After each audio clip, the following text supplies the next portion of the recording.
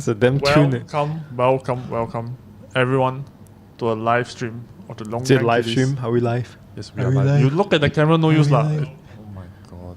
Oh, are we live? It's not on you yet. What a It's not on you yet. As you switch, then you point the wrong one. You are so off the same wavelength today. Okay, it's time for the introduction. My name is John Wang, the most handsome non-assassin man ever on the face of the planet. We have over here Dan Wong. I am an assassin. Scatological assassin. You kill shit. He uses biological warfare, going against Geneva Convention, international Dan Wong just walks humanitarian up to law. his- Convention is for pussies. Dan Wong kill just people. walks up to his victims and then shit in their faces. Correct. And then we have our lovely it's Angie dominance. and our Hi. geriatrical Jerry. Okay, I'm sorry, what the fuck? Angie gets to be lovely Angie and I get to be scatological Dan. Yes. Why can't it be the other way around? You Angie can doesn't be. I do. I mean, Yeah, so you are scatological Angie and I am lovely Dan. Okay, so let's get You are that. totally not lovely at all. I'm the loveliest. But you never introduce yourself as the loveliest. But everyone knows you as the scatologicalist, so you are the scatological. Yeah, we all know what a dirty Dan looks like, man. Puff mart. By now, yes, we do. we are truth tellers. We don't lie here You're on the you're LongKang puff Kitties. mart. Alrighty, we have a great show lined up for you. We got a lot of topics. Oh, we need do? We need to blitz through like 10, 15 topics, and then we got like magical moments we need to get through. Oh my god. Have you guys missed us? We've been away for two months. Yeah, because of John's baby. Baby, It's not hello, baby. Excuse me. Do you know What? I have the fastest blame fingers in the world? Like the moment a issue comes out, Oh my bang, I God. blame It's- somebody already. You're the guys- fastest Tai Chi master. It's Yeah, not yeah, my yeah. problem. I could have recorded live stream anytime, okay? You're the ones. Y'all need to get on your A game. Okay? Get on the train. Okay? Get on the program. All of y'all busy. Cannot. Angie trying to make a living. Yeah, Barely. fucking hell, making a Barely living. Can't you making a make better living. use of your time other than making a living? Why not making it a dating? Yeah, What again? a dating. Just get dead. It's the dad jokes coming Just- out. It's So all coming slow. out. Just My give God. up and that dead. Don't even try to make a living anymore. Alrighty. Let me Yeah. just make sure audio is fine. I mean, it should be okay. Nobody's complaining. Because there's nobody. Excuse me. There was two concurrent viewers, okay? Sound online. and you. Recording Yeah, online. that's me. That's The me actor playing online. us on my handphone. All systems nominal. Alright, anyways. Okay. Angie, Angie. you need to lead us off in the right direction. Correct. I want to talk about bang, bang, bang. I only want to talk I just about want bang, to bang, talk bang. about this really, really handsome man. Not John Wang. This is like really, really Handsomer handsome. than John Wang. Handsome. How many Like the times? most handsomest man in the entire fucking What? universe. What Angie is trying to say is, Yes. actually, I'm still handsome, but she just doesn't want to talk about me specifically as a handsome man right now. Yes, I want to talk about the other handsome man who didn't like perm his hair. I was the most handsome non-assassin man. Yeah, Now so she we are wants to talking talk about the most handsomest Assassin. assassin man, Luigi Nicholas Mangione. Anyways, born in 1998. So scary. I'm like simping for a dude who's like 10 years my junior. Yeah, More 1998. about 10 years my junior. That's quite young, 1998. Yeah, Oh my he's very God. young, You're eh. on the periphery. I'm a You're fucking gonna cougar be now. you're Oh my gonna be God, a shit. PDF file soon, okay? Hey, he's at least 29? 29? 27, 28. 27. Yeah. Okay, that is official. The- Angie, He's you're crossed wrong. 25. It's fine. I can cougar him all I want. I don't feel like guilty This about age it. gap right is a bit getting wider and wider by the day, okay? It's okay. Like women are strong and independent and earn their own money now. I can like buy a boy toy if I He want. probably believes that. Just saying. Anyways, Wait, isn't he like some trust fund kid? I Yeah, thought yeah, he's I thought actually- he will buy you out 3 times over. yeah, I can't afford him. I'm sorry. Is he a trust ASEAN fund kid? ah. His parents have come from money, I think. So he's Correct. born. Okay, let me update you guys as if Okay. you all don't know anything. Okay, so right? imagine I don't know So anything. imagine, early morning in the US of A in New York, right? Early fucking morning. This dude saw this other dude walking out a hotel. Wait, hang on. There's an echo. Is it your phone? No, it's not my phone. My phone is on mute. Hang on. Can you try again? Is one of these mics on? No, the mics are off. I just checked. Yeah, both the mics are off. Okay. Technical interruption. I'm Like the echoer. like Brian Thompson, the CEO who got shot in the back. He got a technical interruption. Hey, jialat, actually, shooting people in the back is not so good because you cannot identify. How he know that is? Oh no, he walked past. No, he walked out of the hotel. Yeah, he walked past. He then knew he walked who he past, was. Yeah, tailed and him. then he boom, boom, boom. 3. There were some jams along the way. Yeah, Yeah. actually, it's not boom, boom, boom. It's boom, chick, chack, boom, chick, chack, boom. Okay, chick, fine, chack. whatever. I'm not like an arms expert, okay? Chick, chick, boom, boom. Chick, You know, boom, chick, so boom. basically, right, I think when Luigi murdered like Brian Thompson, Yes. allegedly, because there's no confirmation that he is the dude. There's a lot of like internet theories about how he is not the dude. All right. Anyways, Yeah, he seems to be like everywhere working 24-hour shifts He's during a the. he's hero. like Yeah. everywhere, So he also anywhere, didn't all do at it. once kind Yeah, of he thing. is like My somewhere in goodness. France working 24-hour shift, and So, anyways, when when the news broke, right, like after a few days, when they went through the security surveillance and everything, and apparently when he was when he was shooting the gun, there was a jam or something, Yes. and he very very calmly resolved the jam, like whatever, Yeah. and then he continued with the pew pew. Right, Yes. and then like the police NYPD or something was like simping over the dude. Yeah, you know, like he was so calm and collected. He must be a professional because he resolved that so quickly. Basically, It turned out. No, you say first. no. So are they like the NYPD? Are they really trying their best to look for him? Like he wasn't found in New York, right? No, he was found he was there out was of a state, Illinois or something. He fled New York. So Yeah. like after he after he allegedly shot the dude, Brian Thompson, he fled on a city bike, a rented bike. Yeah, it's a, And a apparently- scooter, e-scooter. Yeah, and apparently he knew the surveillance pretty well, like where the cameras were, and he was trying to avoid them for the most part. Then he went to Central Park, where it is extremely difficult to follow through. Right. And then he escaped through there, and he was eventually changed his clothes. Yeah, changed his clothes. Yeah. Dropped the bag. Then he was eventually found in another state, and it would happen because like there was a tip off at McDonald's. He went Yes. to a McDonald's, which he shouldn't have, I guess. Some He should have boycotted Snitches. yeah. McDonald's. McDonald's is If he snitch. did the BDS, he would be fine now, Luigi. I heard See? he went to the McDonald's and flirted with the counter staff there. No, I think that Yeah. was before. I think. No, I can't remember what happened. But anyways, like one of the staff like saw his face and then like tipped off the to the police or something. It's She all called. women's fault. Yeah. I was. I didn't to say. It's just, The worst part of this, right, is that the employee, there was like a reward of 50K up for this guy. Yeah. And Oh, she did she didn't get she didn't get it because she No. didn't call the tip line. She called the police directly. And then after this, everybody was so pissed off at the McDonald's and the employee that they were Boycott like McDonald's. bombarding that Yelp page, the Google Boycott. Yeah, yeah, review. the bad reviews, Yeah, yeah, I saw and that. like they were spamming super bad Yeah, reviews. I was on watching some McDonald's. comedians and Good they were job, like, dudes. everybody is like paka already, nobody read him out, and then we have to have this fucking McCarran. This is so it tells so much. It's telling of the American system. The lady called the police, the official police by police.com, right? But she just didn't go to the tip line. It was definitely Tipline.com. her that gave his location away, but she didn't Yep. get the reward. Just like how their insurance, you can fall sick of cancer, but because it's one technicality, right? You don't get your claim. No, but the best part of it all is that he united all, like most of the Americans, like the left and the right, Yes. under his murder of Brian Thompson, because everybody was like, yeah, give it to the man.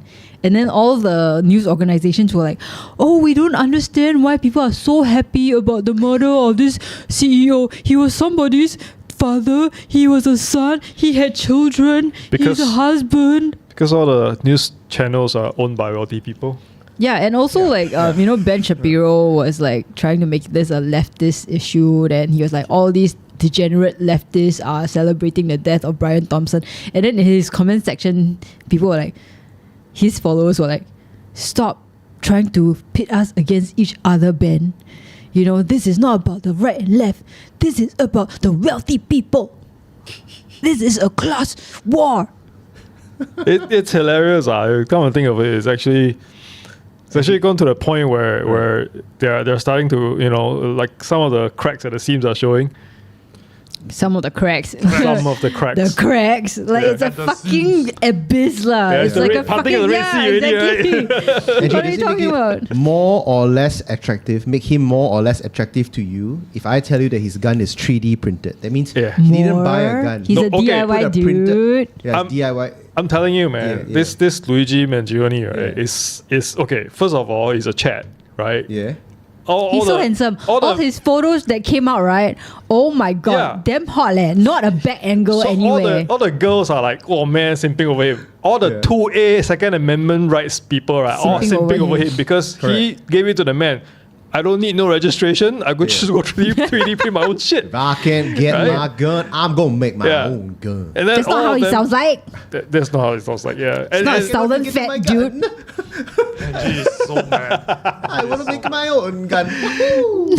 and all of them, right? Like they're simping over the fact that he resolved the issue so quickly, despite Yes. the fact that it's not made to spec, and finished his job and made it get away. And all the criminals are simping for him. It's Yeah, good yeah, looking. yeah. And imagine if you go to prison, right? He's Yeah. everybody is like, oh man, fresh meat, and then at the same time, it's like, oh man, he gave it to the man. Jerry, I'm gonna give you some inside info on this. So what I read, right, is that there is a sign, right? Because there's no way for the criminals outside to communicate to the criminals on the inside. So they use a lot of coded signals. So one of them is that if you give the prisoner a very good haircut and a very Oh, good I shave. saw that. You saw that, Yeah, right? yeah. So if the prisoner gets a very good haircut and a very good shave, it will let the inmates inside know that this guy is taken care of. So you better don't touch him.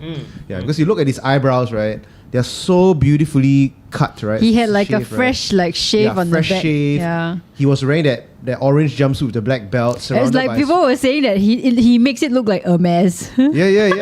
Holy It's a shit, Hermes man. shoe. It's a Hermes It's shoe. so funny. It's like they're parading him. It's not like a walk of shame, It's like they're parading him. Like, hey, the emperor is coming. I was having this discussion with my girlfriends, and then we were discussing Luigi, and then we were talking about like all his attributes and how he's such a green flag. Like multiple green good flag, right, See, right. right? Okay, Okay, so go he on. Like murder is not a he red made flag. a plan. He made a plan, right? I also so can make a plan, he takes Angie. initiative to make a plan I to also solve take initiative. problems. So he's like he Also makes problems. plans. He problem solves. Okay. He's able to Everything I do. like no, that's not what you do. Then No, I do. That's I solve not problems. what you do. I make plans and I You solve do problems. not. And when the plans fail, I make another plan. You do not. Oh yeah, yes. When plans fail, yes. And he made like he did all the work prior to the assassination, allegedly, like to make sure he has the smoothest route. He knows what to do. He's not like like Angie, a tour panicked guide can and- do that. Come Shut on. up, Dan Wong. and then like they were like combing through his like social media history with a fine-tooth comb, and Yes. everything that they found of this guy is so fucking unbelievably wholesome. Like all his Okay, past that's the photos, one thing posts, that and I cannot stuff. do. Yeah, I cannot. Yeah. This is the one thing where I'll lose out. And I'm just Sorry. like, this dude is such a green flag. Hang on, was he a trust fund kid? Is he a trust fund kid? He comes from money lah. Okay. He belongs to a prominent local family of Italian descent, Mafia. and known for their philanthropy. Philanthropy, Jerry. Yeah. Not mafia. Mafia can do good things also. So his family, his dad owns the Mangione Family Enterprises. They own a country club, Turf Valley Resort, health services, Oh. radio station, as well as the Mangione Family Foundation. Then This how- guy is Yeah, rich, but then rich. how did the mother die because of she? His insurance mother cannot didn't claim? die. He's no. The story is that his mother died because she couldn't claim her insurance. No, wasn't the story she of didn't him die. having back He had back surgery and then he aches. couldn't claim? Oh, he Back- had back surgery. Yeah. He couldn't Yeah. claim. Yeah. Dan Wong, please just Dude, stop what? just stop digging the hole right now and just say, you know what? Actually, I had no idea what I was talking about. I just made that out of But thin air. John, we've been doing this podcast for hundreds of episodes already. If our audience watches this show thinking that I know what I'm talking about, then they are newcomers. You know what I want to? I just want to jump in on like Angie talking about Luigi with her girlfriends, and then just be like, oh, he's such a problem solver. I tell you, if any of y'all dated him, all of y'all will just be complaining. You know what? He doesn't listen to me. All he wants to do is to solve my problems. Okay, like y'all talk about it as though it's a green flag.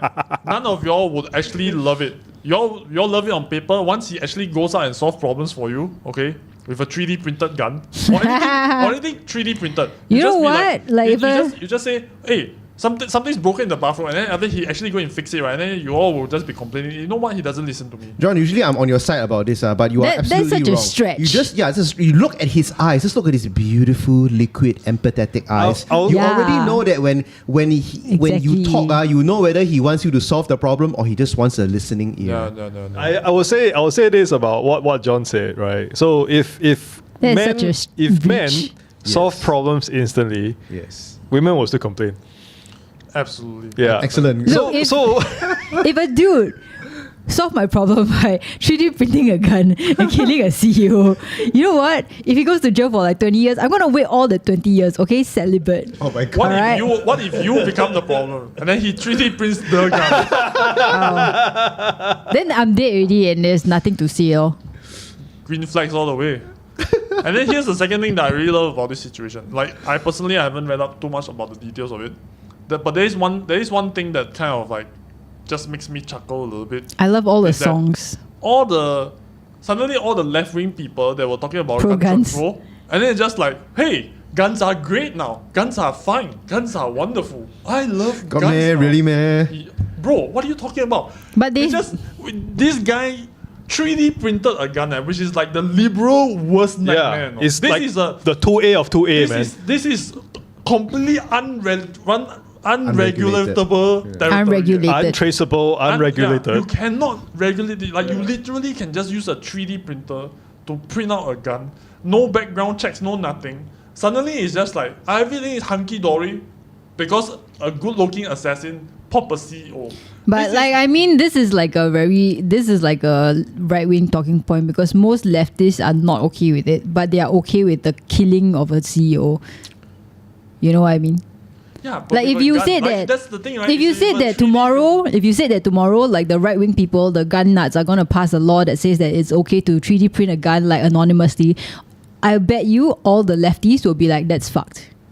It's just in this very special case where everybody's making fun of it. Like, no one's taking it too super seriously because it's just like, it's like a movie, you know. Like, even if I think I saw a scriptwriter said something like he made a video and he was like, you know what? When we try to write a movie, right, we try to not make it like so on the nose that it becomes unbelievable. But when something like this happens in real life and it's so unbelievable, like, we can't even, we will not be able to make this into a movie because it just so ridiculous. I have to disagree on that. Because I think right now the political left, especially in the US, are all about political violence.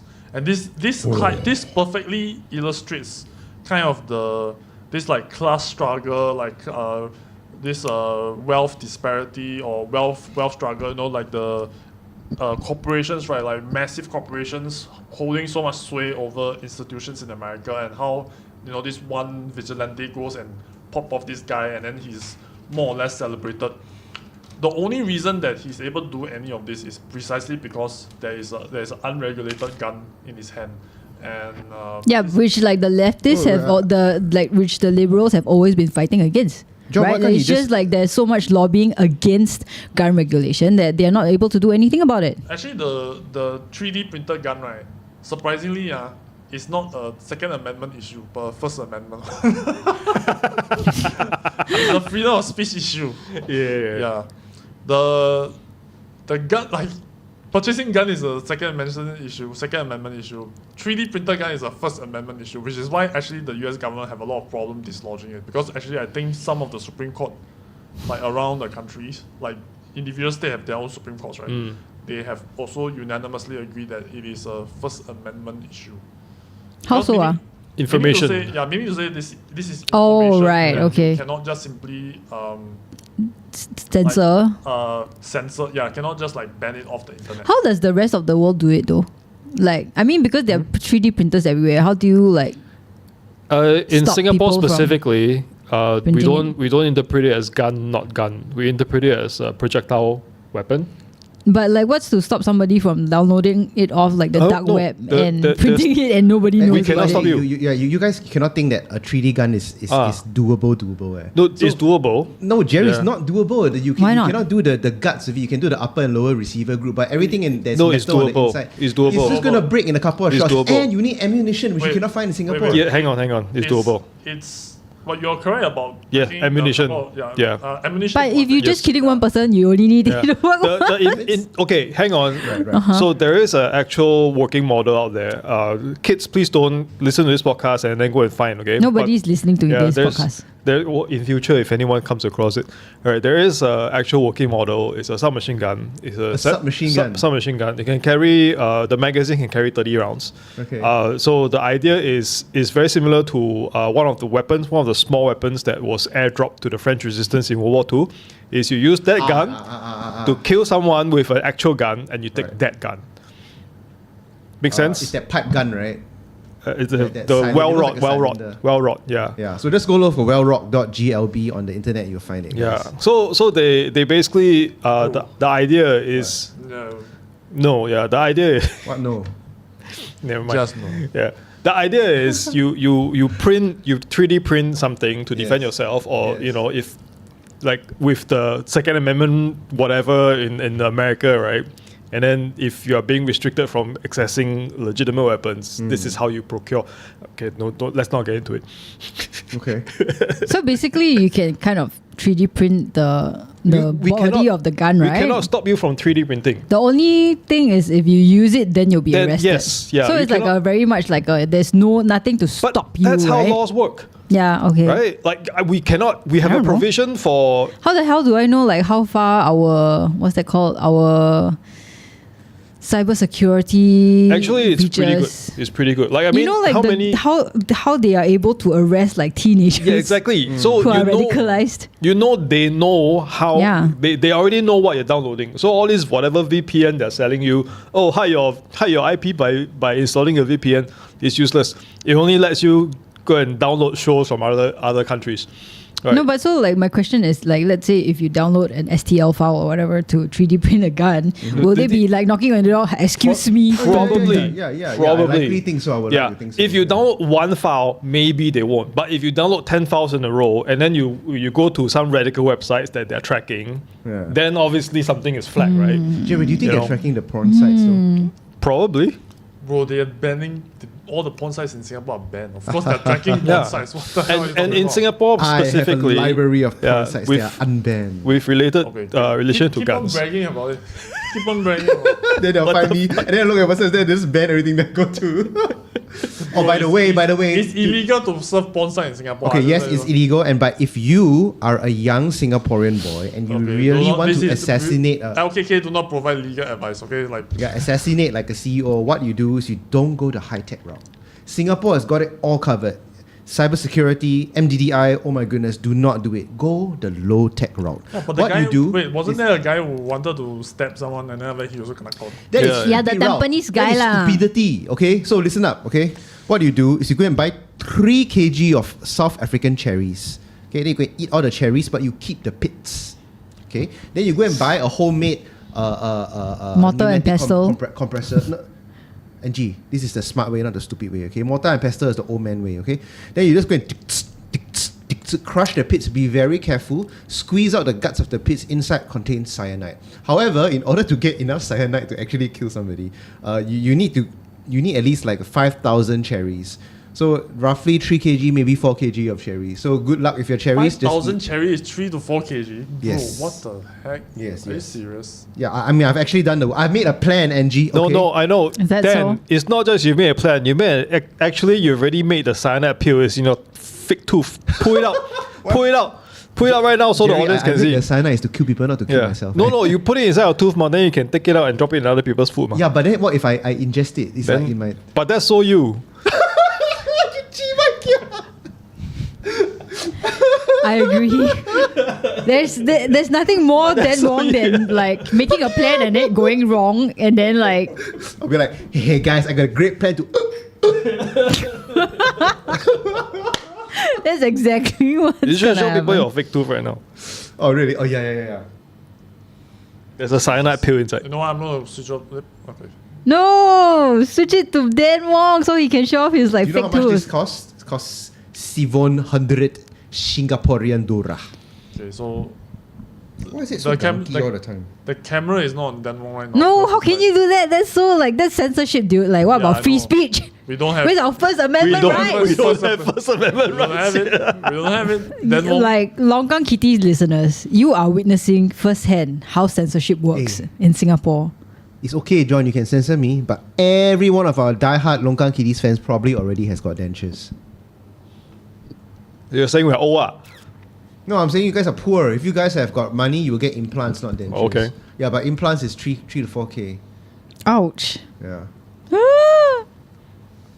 3 to 4K. Well, anyways, I'm just enjoying all the memes and stuff that's been coming out of yeah. Like this- how- all the songs, all the thirst trap like videos set to like music. There are a few of these thirst trap photos, right? I mean, the one of him in the orange jumpsuit is one. There's another one of him in the sweater. Being Oh, led so out you of know the- what happened? Like, so he was found in another state, right? So they had to extradite him back to New York. Yeah.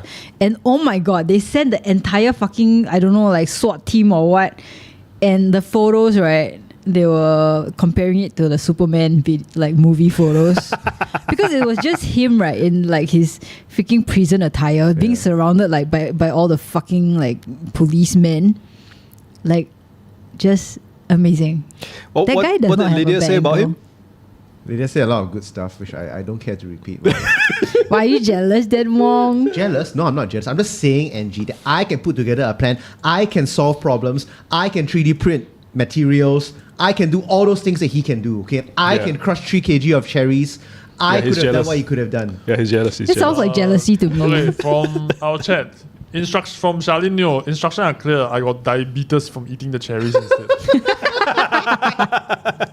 You're not supposed to eat it. No, you're like, don't waste food lah. Charlene, you did the right thing by eating the cherries. You shouldn't have eaten it all at once, though.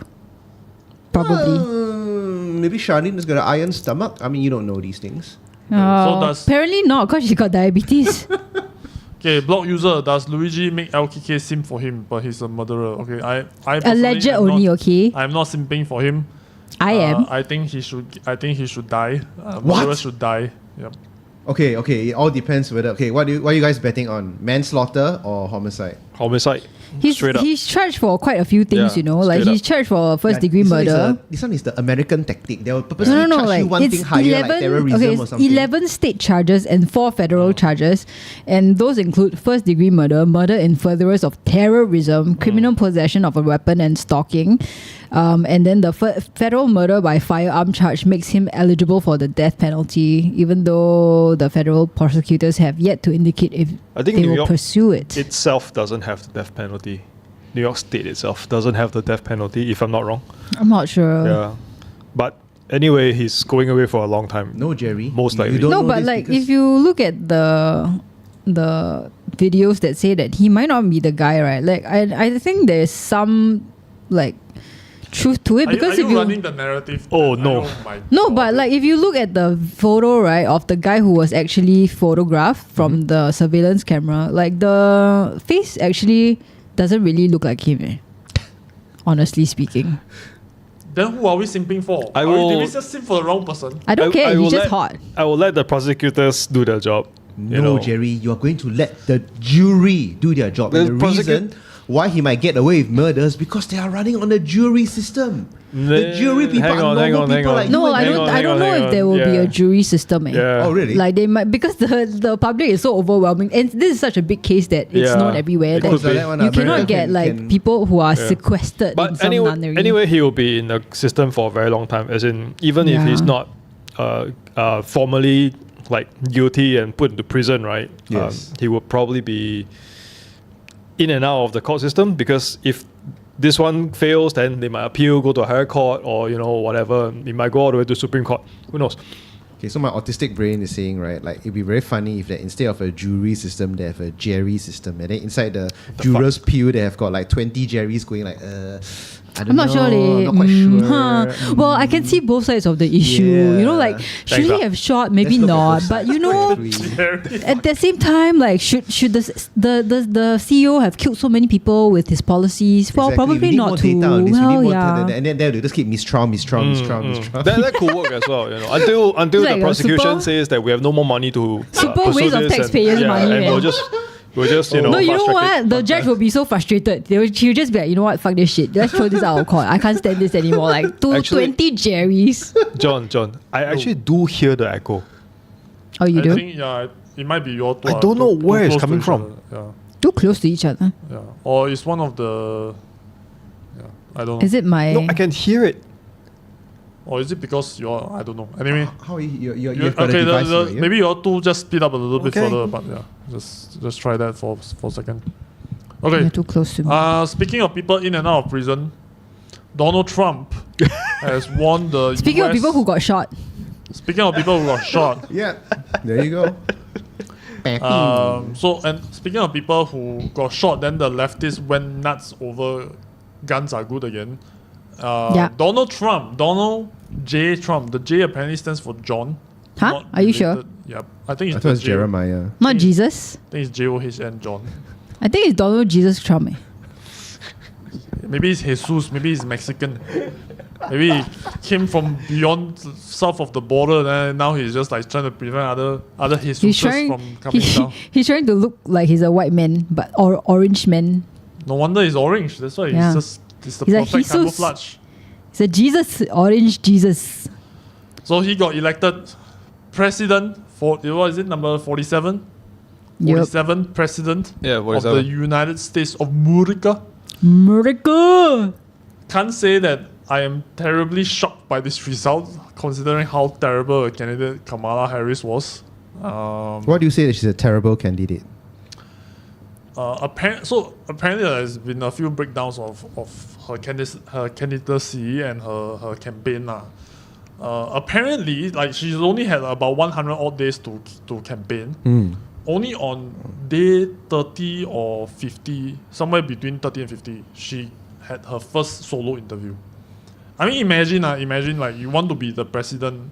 Imagine Tan Kin Lian want to be president, then only like 1 day before the of course our president election runway very short was it like 1 month or something. Imagine only like day 25 or like day 20, then you decide, hey, I'm gonna go and do my first solo interview. All the other previous interviews that she did prior was with her VP pick which is the Walsh fella. I think But that's the not her fact fault, that right? Because no, I she think started late the- because Joe Biden had to abdicate. Yes, but also the fact that she did not go on. I think the way that she didn't go on the Joe Rogan podcast kind of hurt her Yeah, why didn't credibility I as don't well, know if especially after I don't know Trump if went that on. will hurt her that much. I mean, I'm sure it is like not a great thing. I think it's like tiny contributing factors lah. And of I course, think they Joe relied too much on like online social engagement. I think maybe it's my mic. Is there a speaker on this? I can hear the I think it's my mic, because I can hear my mic also. It's definitely Angie's mic. I I don't know where what to it do is. though. Anyways, you guys There's just no have to speaker suffer here. through it. Like how come I stopped then there's nothing. I have no idea. Hello. This got better. I think it's something to do with. This hello? Is your speaker on for the phone? No, it's not. It's like on like complete Oh, now that you mention it. mute. There's a very Yeah, slight there is echo. a- It's just a. And it's not an echo. It's like coming from a small speaker somewhere. No, it's not my small speaker. Oh my god, I hear it too. You are right. I'm sorry, I thought you were hallucinating. It's real. It's real. It is real. Yeah, but where is it coming from? I have no idea. It's not here because it's like it's your turned iPad. off. It must be your iPad. My iPad is not tuned into To LongKangKitties. okay, It must be your vocal cords. You have like a twin pair of vocal cords inside. I swallowed a mic and then like it's like fucking. I can hear all of us. I can even hear myself. Now you are echoing. Yeah. Oh well, they'll. But I'm not echoing. We don't know All how to. I mean, you can see resolve it. you can see all this one the speakers is off. This one is only this one. This is the. This one. Yeah, there's a speaker somewhere. I can hear myself. Like, it's so weird. Anyway, Anyways, but like no matter how shit of a candidate Kamala is, right? Like the fact that she was running against Donald Trump and people and she still lost is just like, I mean, it just goes to show how terrible she is. shitty, And lost like, the popular vote, by the way. This is like his...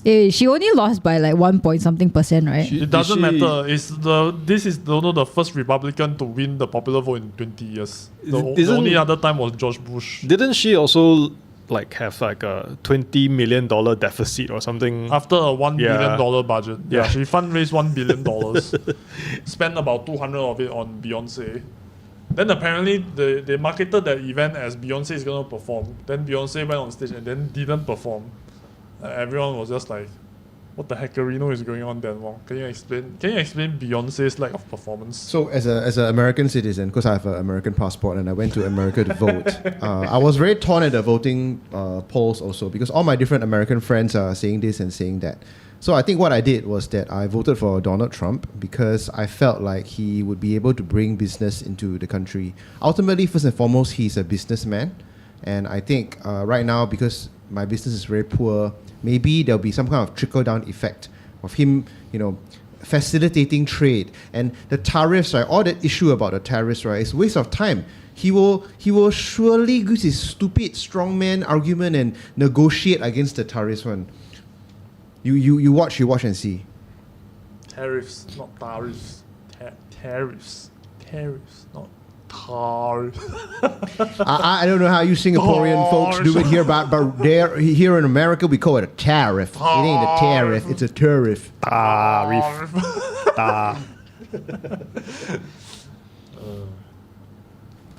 Anyways, I think that the fuck around and find out phase is coming a lot faster than I thought it would. Like the fact that like so many mega people are turning on Trump now is just hilarious. Who's turning on Trump? Who's turning on Trump? Yeah, Who's The turning on my people president? who voted for him basically are like all across the spectrum of people. So like there was a steel union that Trump blocked. So there was like I think Nippon Steel was trying to buy like a steel company in the US and Trump blocked it. And then like the union workers, the steel union who like were very pro-Trump came out and they were like, what the fuck, dude? What the fuck are you doing, man? We voted for you, and now you're like fucking us over. And then like I think the New York City firefighters and veterans are also like fucked over because right now they want to slash their like funding for them. And then they're like, hey man, we voted for you. And then New York is a Democrat state. No, like these people voted for Trump. They were very open. But they wouldn't have helped him in this victory because New York is. Yeah, it doesn't matter. But they were very vocal about supporting Trump. No, but how is some of the like some of the fundings that they are getting cut from is not necessarily a presidential matter. Yeah, right? And they might be getting cut now because of Joe Biden. Yeah, exactly. Now Joe Biden it's the Republicans. It's the Republicans pushing for the cuts. What? It's not the Democrats. Yeah, but it's not. I mean, the Republican, the House and the Senate. Yeah. The Senate and the independent, House of Commons. Executive orders of the presidency. It's different. Yeah, I'm not saying I don't sympathize with them. It's just that they might be like barking at the wrong tree.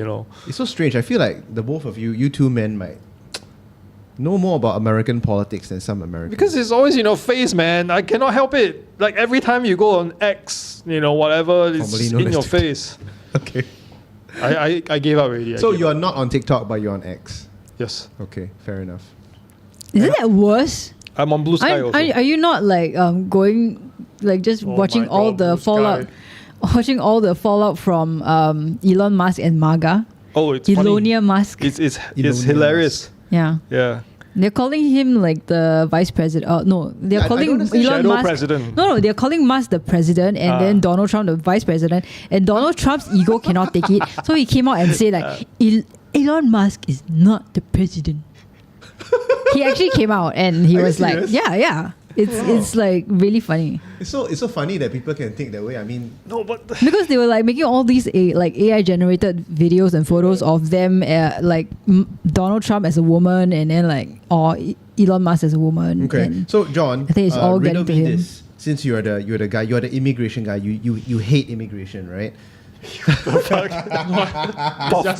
just you. I just hate you. Yeah. So you're anti-immigration, right? So the tech bros, right, are like, okay, we want to tweak the immigration controls a bit. We want to get rid of all these lowly educated people and bring in the top 1% of highly educated people, which is kind of similar to what Singapore is doing, very tight immigration controls. But then there are people making noise about it, saying, I thought you are anti-immigration, but they are anti-immigration. Right? Why are the two camps fighting if they are purportedly on the same side?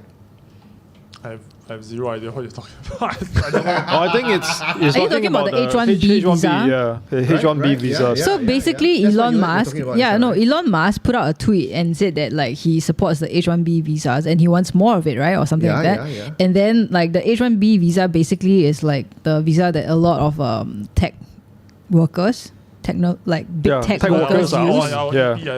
Yeah, basically to get like skilled workers into the country and then work for these tech companies. And then like Vivek Ramaswamy, who is also an Indian guy, is like, this is great, like we need this. And then he basically like went on a rampage and insinuated that white people are lazy and like stupid and all that kind of shit. Okay, here's this is what's new to me. interesting. Okay. Here's what's interesting. Y'all know who Michio Kaku is, right? Yeah. So Michio said this Kaku actually before. said this before years ago that Yeah. America's Educational tech and development, yeah. right, is actually backed up by H1B. Without Yeah. H1B, America would not be at the tip top. Not just that, like a lot of their PhD programs, a lot of their master's programs in like STEM are actually taken up by like By a huge percentage of yeah. foreigners who come into the Yes. the USA to get their degrees. Yep. And without these people, like you're not gonna get anywhere. lah, You're not These gonna people- get Starlink without you. These Without them, you're not gonna get what's that? SpaceX. Yeah. And it's actually a big problem because Michio Kaku was not talking about immigration. He was talking about the state of education in US. Yeah. Yeah. No, but the was funniest bad. fucking part is where like like all these MAGA shit people are like the ones who are anti-DEI. And then now that or DEI, right? yeah, and now that Trump is voted into office, like and supposedly hiring the best people for the job, now they're like, oh my god, why are you not hiring me? Clearly, because you're not the best for the job, right? Aww, sad. Right. You call it DEI, but every time I look at the word, I think DIE. They should all DIE. Day. So they call it a Day. day chin, right, Angie? Have you heard of this day chin? You got day chin. No. Day-chin? What does You it got mean? Wait, hang on. Like day is You got day chin. day is the Indian is a Tamil word, right? Isn't it? Oh, okay. Is it? I don't know. I guess. I only like it was during my time was popularized by the Indian kids, and then like day, like friend like that, I've right? never caught an Indian gentleman day. No, before. it's they. Never in my Okay, life. sorry, they used it on us. Okay, I've caught an Indian gentleman. Thanks for the thumbing before. clarification. Yeah, so I don't know. Is it? I don't know if it's if Can you if anyone pull up Elon Musk account on your X. X? Yeah. Why? So basically, right, like what happened is that recently, I think in the past couple of days, I don't want to. because of the whole kind of civil war between Elon Musk, Vivek Ramaswamy, and MAGA, like a few of the Trump camp people, like Laura Loomer, has come out and then like shit on Elon Musk, and Elon Musk took away her blue tick on X, and He's then so I think petty. He's so petty. and he took away like the monetization for her, and she's like, "What the fuck is this? I thought this was like a platform for free speech," and then all the MAGA people are going nuts because this is what they love, like. X4, right? They thought, oh my god, Hey, they're champion going to of free blue sky. speech. Oh my god. Like Elon Musk gonna say free speech. And then I like don't know turns what- out that Elon Musk is actually a dude who is so petty that he will abuse his power. It's also hilarious how Grok. So X has this. They have this users report that this is fake news or whatever, right? And then under the post that's getting a lot of likes, a lot of traction, there will always be a note at the bottom saying that a lot of users have come out to clarify that this is not Yeah. whatever, right? And his posts are always like the top few that's getting all those shit. That's hilarious, man. His own platform is working against him. But you know what? I think the best thing about it is that like the fact that Elon Musk has unrestricted access to X is probably going to be his downfall. Downfall? How so? The Yeah, fact that because the everybody can guy- complain. But as he has shown, he can selectively like Demonetize. blank out people who are complaining against him. Yeah. No, but the fact is that he is all over the place and he doesn't shut up. So like anything that he has an opinion on, like whether it's, you know, researched or not researched, he's gonna like sound off on it. And then as the more he talks, the more people will hate him, which is already happening now. Do you hate Elon Musk, John Wang? I really don't care about Elon Musk. I don't think about him at all. The fact that you said that tells me that you're totally thinking about him 24/7, and you have a photograph of him in your room, which I saw, and then Oh my you God. stroke his photograph slowly. You know, I just pulled up Elon Musk on Google. The first photo of him is so good looking that it's not him at all. It's him. It's not him. It's like a. AI. This is how he It's looks Grok. like.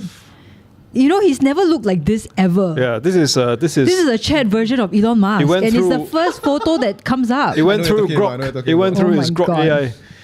Yeah. Anyways, Henry, keep on he saying got grok. this- What is a grok? Grok is It's the Twitter AI. Twitter AI. Oh. Yeah. terrible Now man. Elon Musk has this like weird distension in his midriff. His what happened to his body? I don't know. It looks very bizarre. He's If you storing guys- extra organs inside. No, if you his body. guys go search Getting up ready his for Mars. photo, right? Go search up Elon Musk half naked. on the beach. Yeah, on the beach. And then But you, that was you know an what? outdated people, photo, right? People have taken that photo, right, and compared it to the Cybertruck. Yeah. And they are like, that's where he got the Yeah. inspiration to make the No, but truck I from. mean that's an old photo. But I mean even in his more recent photograph, you can see like the way that he wears his suit and all that. It looks very weird. No, but what is in there? Maybe it's like machines or something. My God, They've yes, already idiot. made him into a bionic idiot. Give me a great idea. I'm going to infiltrate into the press and then take photos of our politicians, and then I'll just make everything just like 5% larger or weirder. What does Sylvia Lim have a young goyer? Just like do the bloat function Yeah, just on like bloat a little bit. little bit only. Yeah. So it almost looks like a lens distortion.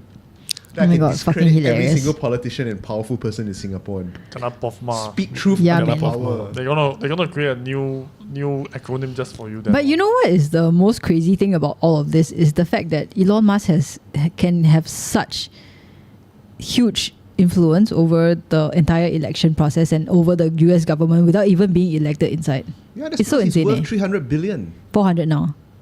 400 billion. Really? 400. Yeah. Huh. His stocks went instantly up after like Trump won, and then like it's just been on the up and up, pretty much. My God.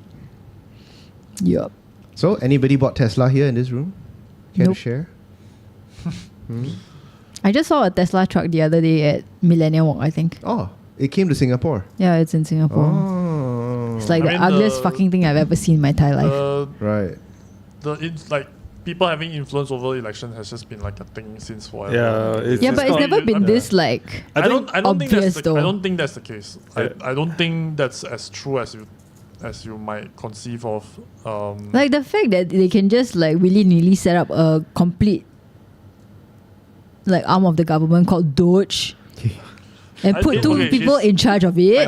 that one is in the pipeline. We don't know if it's actually going to happen. He's not president yet. He's only president-elect. Yeah, but like the fact that this can even come into public consciousness. You know, I was watching a But you know what? Wait, hang on a second. I still remember a time when Joe Biden first came on board, and then he had this information czar. Do you remember the czar of truth or something like that? Do you guys remember? I have no idea what And, you're thi- talking and about. this person is supposed to arbitrate what is true and what is not true on the fucking It's like our internet. It's Posma like because that lah. it's right after he took over as president, right? Yeah. And then they were trying to battle the fake news shit. Yeah, the So, disinformation. yeah. They were basically peddling this information like really, really hard, right? They were whacking this horse, and then after that they have this information czar came out. Is And that then exactly what he calls it? Yes. Like TZAR? Yeah, actually. CZAR, isn't it? Yeah. Oh, okay. So CZAR. this czar position, right, is not unheard of or unfounded in American politics. So you can have private individuals that are very heavily expert in certain areas, right, in certain sectors or institutions, but they are not elected, and they're not officially government officials. Okay, but they can lend their expertise in certain fields, and then they become czars. So there was a border czar, for example, I think towards the end of Joe Biden's presidency. Then there was the information. Presidents do this all the time. So Doge, right, is just another information czar that now they're not calling it information. They have mimified the thing, which I think is a more dangerous thing, because when they call it information czar, everyone was just like shitting on the whole idea. Now they call it Doge, then it's just like, oh, it's a funny thing. It's like the meme coin, you see. Well, so, it's called Department of Governmental Efficiency, right? Yeah, Doge I mean, it's short. Yeah.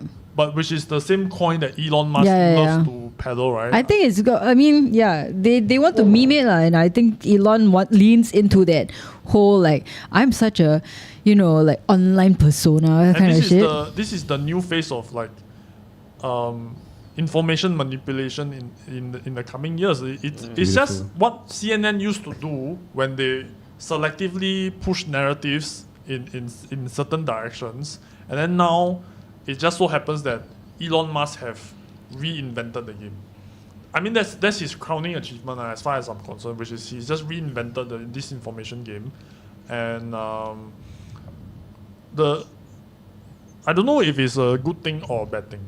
It's not necessarily a bad thing, by the way. It's because all this can be used. It's a democratization of information. Now, the unfortunate thing is stupid people vote.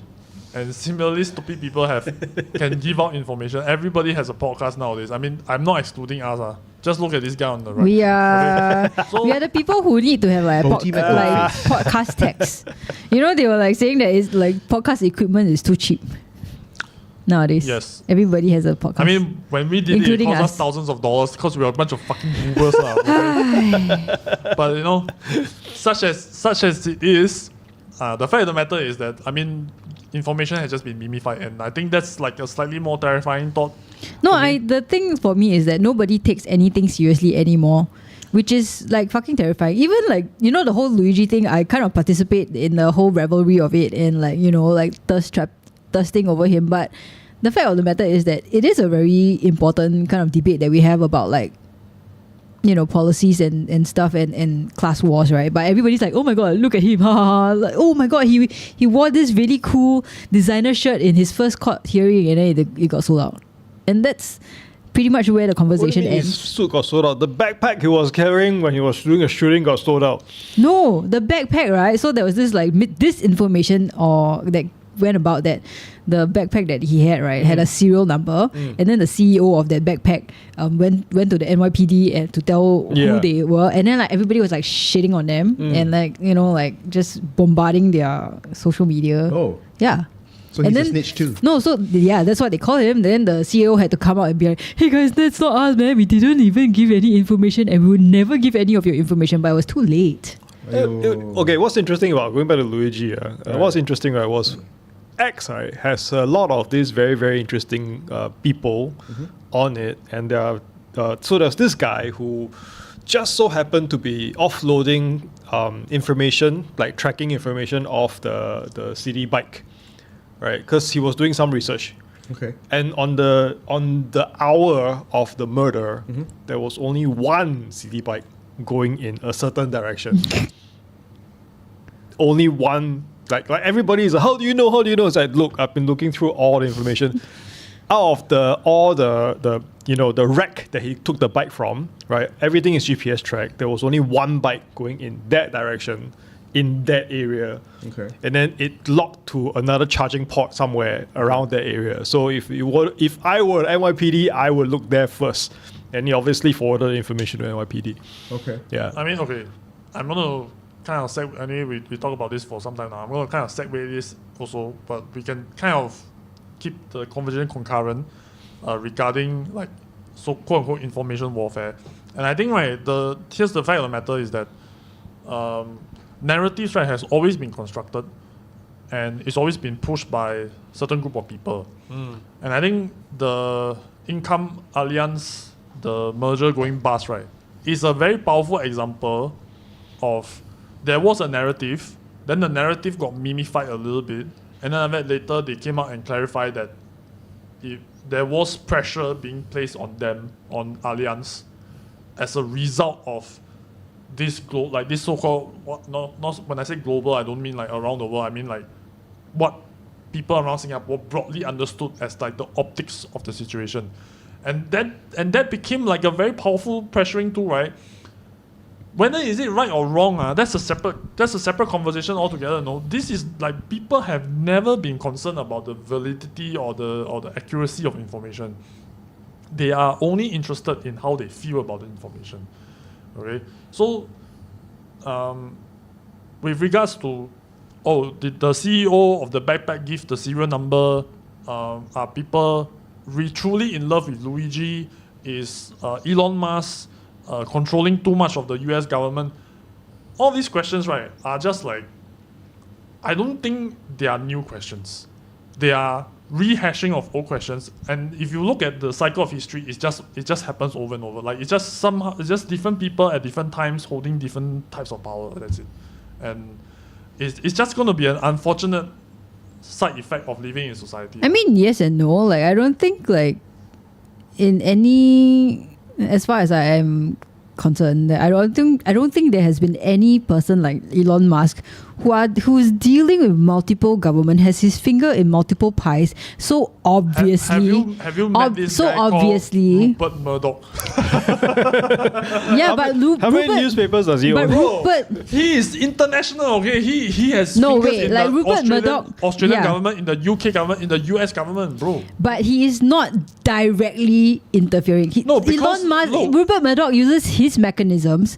He doesn't like have a direct like link to He doesn't X. reply people Yeah, on he doesn't Twitter. reply Hang people on, on hang on. X and do all this kind of shit. I think the key difference Is whether you know or versus whether you don't know. no. The key difference is Elon is a billionaire of a different era.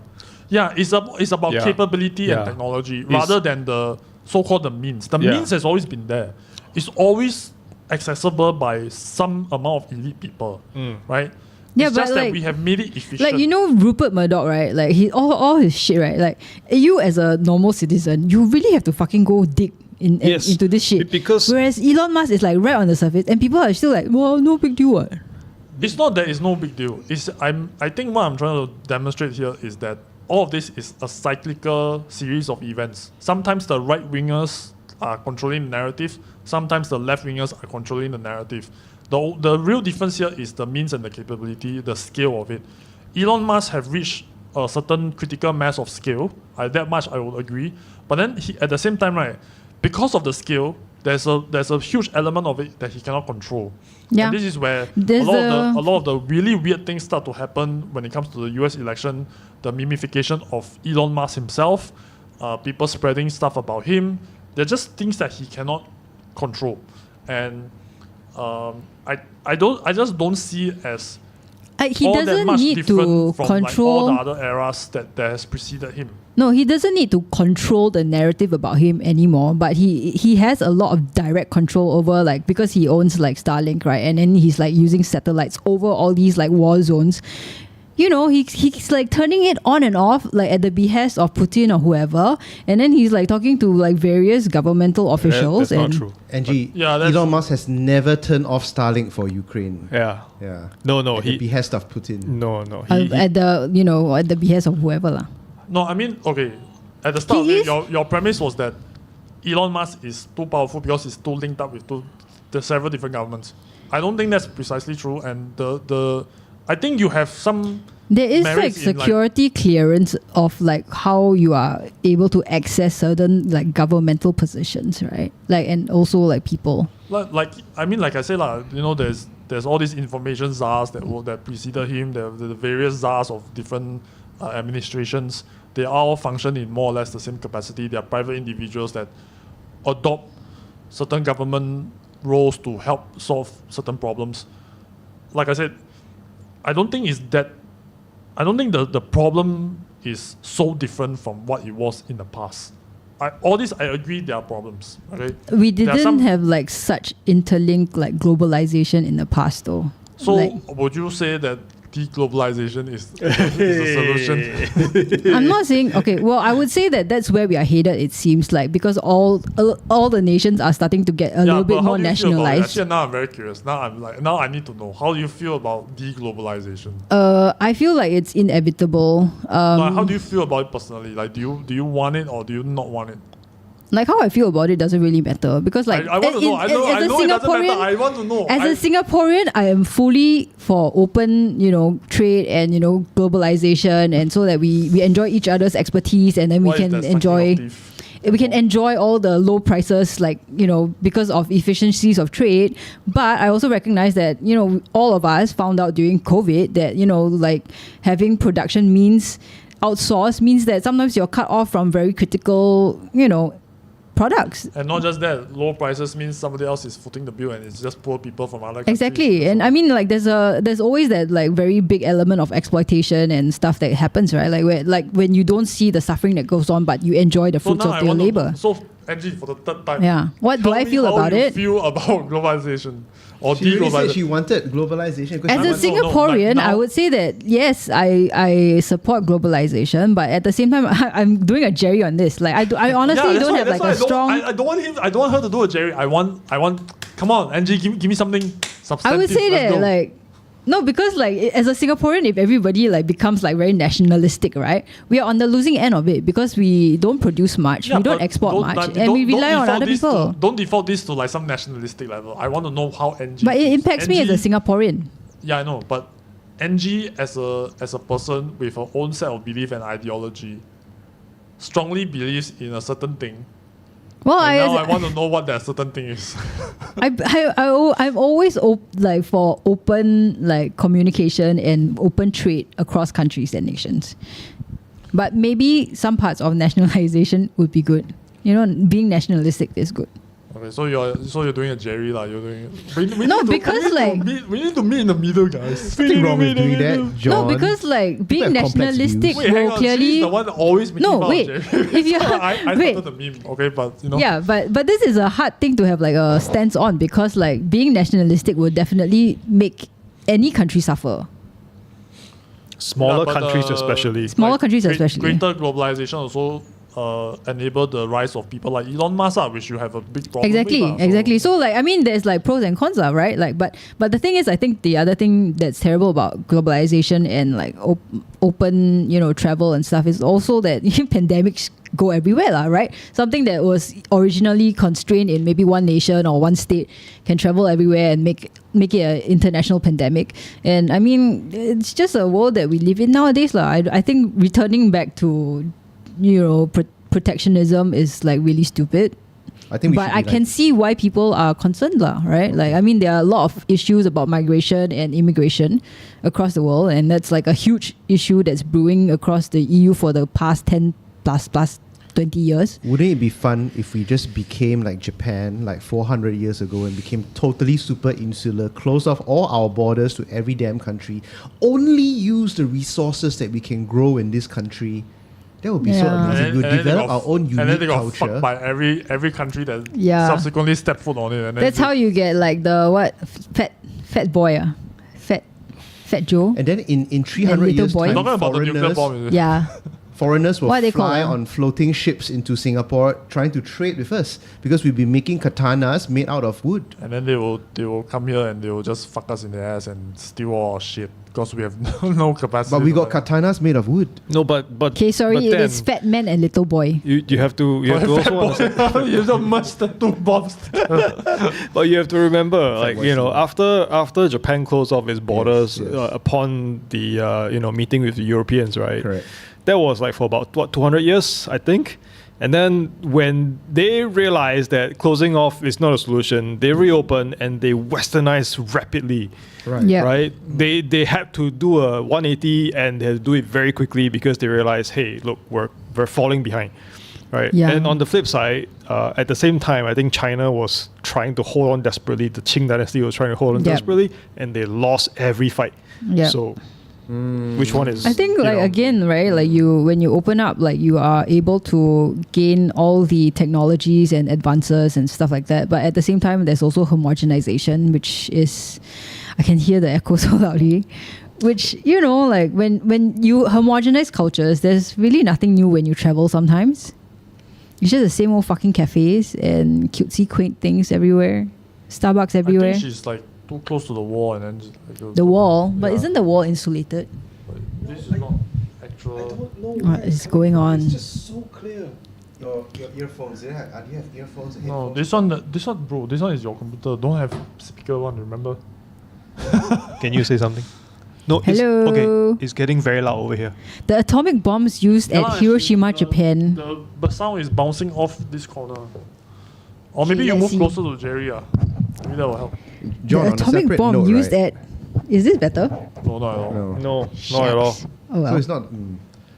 Yeah, anyway, in your past talk, right, just now when you were talking, right, I realized that I couldn't tell the difference when you said means and means. Mimis. Mimis. So memes Mimis. and means, I We couldn't should tell call the it difference. mimis. And I had such problem following what you were saying just now because I don't know whether you were saying means or memes. So you say it's all about capability and memes, and I'm like, capability is one thing. Okay, you got I think of F-35s and memes. Then it's like the Doge dog meme or the chill guy meme. Doge dog. Doge lah, Doge dog. Oh my God. Doge sounds better. So you must have F-35s and you must also have the memes. You must also have the hot dank Yeah. memes. I mean, Okay, I guess the question I is, mean- right, like, I mean, I mean- it sounds the same. It sounds the same. no, wait. I want to hear, okay, then we should do a roundtable of how you all feel about protectionism versus like open globalism, because I don't know how you can take your nationality out of it, out of your own stances on it. Okay, I think no matter where I am, I want to look out for two things, right? If I'm within the community, I will probably try to integrate because I know I'm a social person. I cannot live alone, right? So No man is an island. if I'm gonna be transplanted somewhere else, I'm gonna be plonked into whichever neighborhood, right? I will try my best to make friends, and because I know I need to rely on people. Join the local church. Whatever, I will join a local church, but I'll not be baptized probably, right? But the point is, that level of protectionism and kind of nationalism, like because I'm here, therefore I look out for my own, is definitely going to be part of you, right? I'm going to do a Jerry again. But on the at the same time, as someone who is thinking, okay, but if this place doesn't work out for me, I would like the opportunity, and the capability to be transplanted somewhere else, to look for something that is beneficial to me or whatever I want to do. So, globalization would work for me in that sense as well. So I don't think you can call like, I want one or the other, because when you are there at the present, you have to work with your community to do things, right? And that is kind of a protectionist kind of way of thinking, because you have to look out for your own, because these are the people immediate to you. But the globalization itself is, if there's something you need from elsewhere that your own community cannot provide, or you have to go somewhere else, then you need that as well. So you cannot choose between either. It has to be both. Okay, then what's your take? My take is I will choose whichever benefits me the most. So if my work is about Singaporean culture, then I will choose protectionism and nationalism. Then if my work is able to reach a global audience, then I'll be like, yeah, globalism is better. Okay. Hey, dude, fuck that, I tell you what, that triggers me. Yes. That That's triggers like me. a very typical Dan Wong answer. That triggers me. Why You is know- it? You know why it triggers me? You know Why? why it triggers me? Because I hope I don't trigger any other illustrators, but I'm not a guy who draws Ang Ku Kueh, Trishaw, Kopitiam Uncle, right? I'm not a guy who it's all draws shop coming up, houses, it's all coming up. right? I'm not the guy, No, you're not. right? You're But not. You draw guns. but you sound bitter as fuck. bitter bro. as fuck, yes. Wait, then? Yeah, Right? go on. But right, the thing is when people are like, hey, support local, is it support local doing local content, or is it support local? I think right? you just support good local content. Yeah. So- whatever it is. That's the irritation I get lah. Like, every half fuck artist will come out with some Ang Ku Kueh motif, You right? just called me a half-fuck I'm artist. sorry. Right? I'm sorry. Terrible. Right. See, I thought it was all coming up. Oh, I did it. I knew it. That's triggering. I had That's a button to triggering. press and I pressed it. I'm triggered too now. All for the podcast, All Jerry. you illustrators. thinking so small in your tiny pond. You all are little frogs in smaller ponds, and then you No, all seriously, I'm not saying don't do it. I'm just saying that don't everybody do it, but everybody is doing it. It's like okay, going back to being a teacher for a little bit, right? Especially in art school. Yes. The thing that you teach your students is always, look, if you're going to be thinking of the first idea and doing it, that's a bad idea because everybody will be doing the same thing, right? If you go and Google search the first page and then you take the references, everybody will be doing the same thing. You want to be different, right? So. But like at the same time, like when you're saying like, okay, you have to be different, then a lot of the sort of things that you're being different about is basically just aping the West one, right? Like all stuff. It's like how, when you talk about, let's say, literature, for example, and I was having this talk with Edmund about it, and he was talking about like how he always championed local writing, because when you write internationally, right, when you want to try to write internationally as a Singaporean, what you're doing is like you're competing with all the other people from the West or whatever, and you're trying to ape their content, right? And Not then you're just one in the many. Like, okay lah, maybe you'll Not be necessarily. like. Yeah, but a lot of times when you're doing like fantasy, right? Like, for example, let's say you're doing fantasy literature. What you are doing is basically aping the content of like countless other like Western, people who have written about this like fantasy stuff. Three body problems prove that wrong. That you cannot write like. Yeah, exactly. You don't have to write like a Westerner. You can like fucking have your ang ku kueh and then make it a thing, right? Like I think like the thing is like Jerry, you seem to be very anti-local. I'm not anti-local. I'm just saying don't everybody do it. Yeah. Right? Go find something else. So now I'm going to start to be a little bit serious, yeah? So right now, right?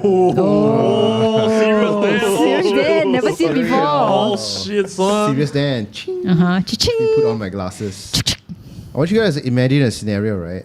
Because we're all like, proponents of globalism here and there, right? But imagine a world. You haven't heard my answer yet, by the way. Okay, wait. John, have your answer first. You say your thing first. Am I? You go ahead. Okay, so imagine a world, right? There is one country. There's no passport because everything is one country.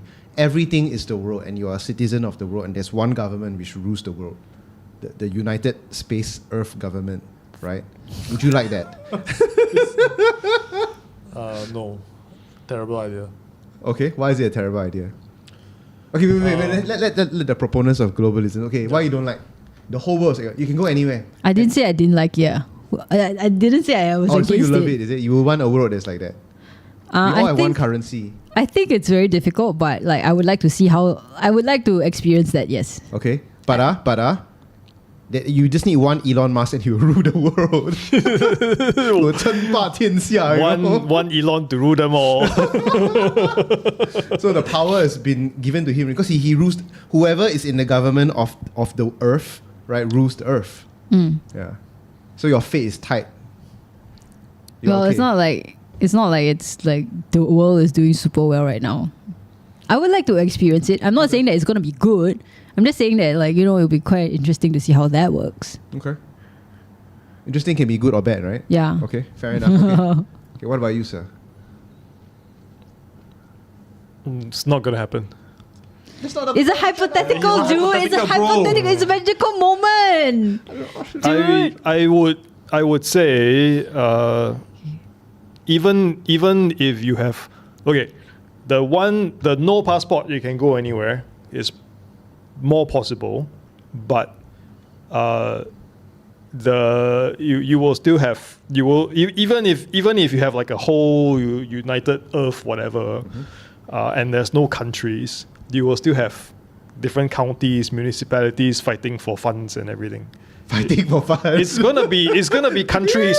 Wait, hang on. It's gonna be countries, but without flags. It's just gonna be like, this you're state, still eventually that city, and whatever. You're still gonna be you're going to be divided by ethno. There will still be tribalism for sure. Yeah, for sure, one. Because not everybody will have the means to move from. I can go to New York, passport free. No visa, right? But do you have the money to do it? But yeah, can I transplant my whole family there? No, but the thing is, I think the interesting premise of this question is the fact that with the same currency, right now, how it works is that the richer countries are taking advantage of the poorer countries, right? By soaping up all their resources and materials and paying them a very, very low wage for the things that they are producing, and then like bringing it over to their rich country and selling it for a fucking inflated profit. But you know, you can only do that because of the currency rate and state of the country. So like, if you have one currency, that's not necessarily true. I don't. Even if you flatten every country into like one currency. Yeah, I mean, you still have rich and poor. Yeah, but I just want to see. It doesn't like suddenly like flatten out the poverty rate or anything like that. Like you will just create a new Yeah, I set understand of, that, hierarchy. but like it would be interesting to see how like that would change. I'm not saying that it's going to be better or worse. I mean, we can already kind of see it in a smaller format by looking at larger countries, right? Like there are places in the US where the poor are so poor they cannot get out of their poverty. I think right? the other thing is also there's a few countries in the world that uses the US currency as opposed to their own domestic currency, and this has not really like driven up the state of their economy. They are still generally very poor. The function of the currency is a substitution, and it has to substitute for X. If you don't have the X, the currency is not. It's like bolasa. It's not. It doesn't function, right? You still need the X. What is the X in Singapore? What is the X in Singapore? Say it now to the camera.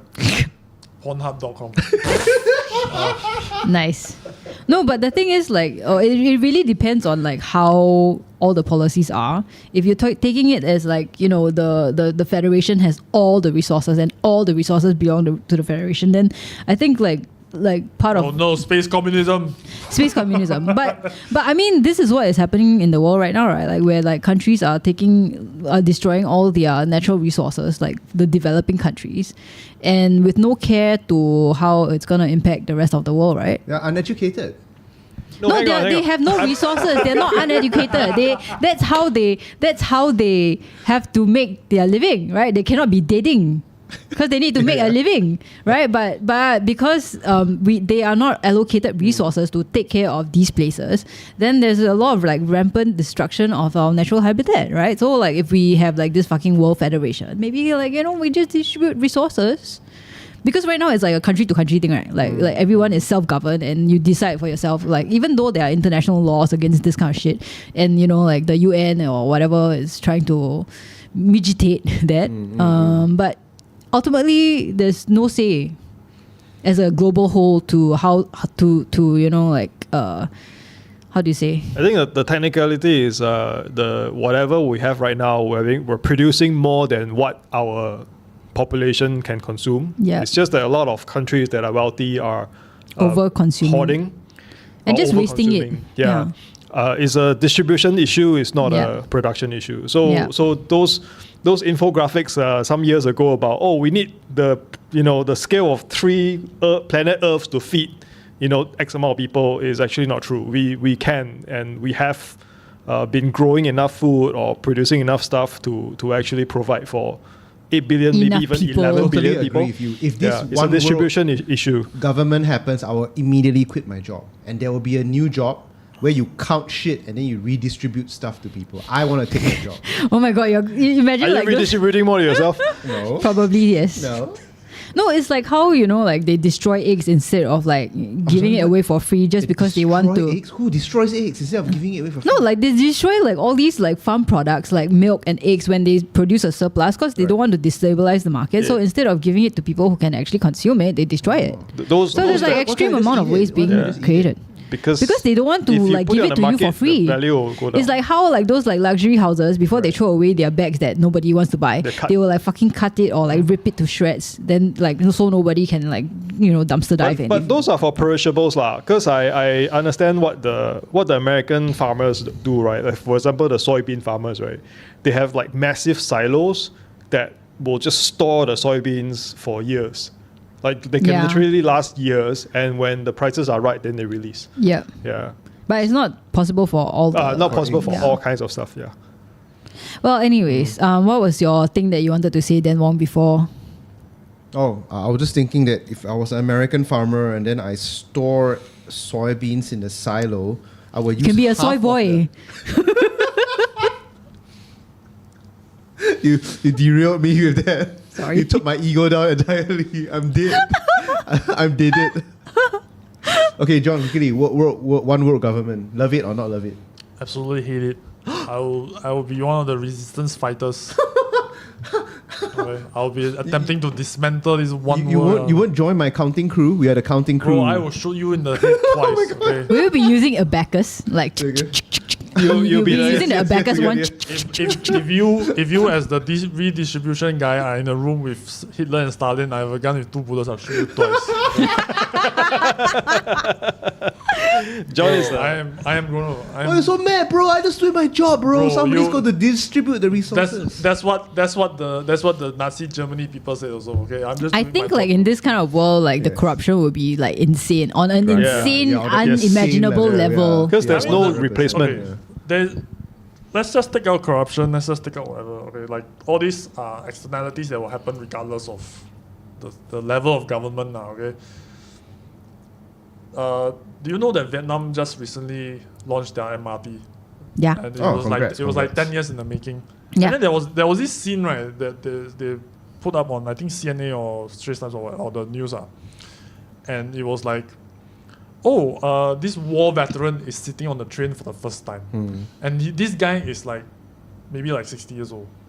Motherfucker is a war veteran at 60 years old. I mean, this is like the Vietnam War era. I mean, he must have been fighting when he was like 8 or something, right? Now, the point that I'm making, right, is that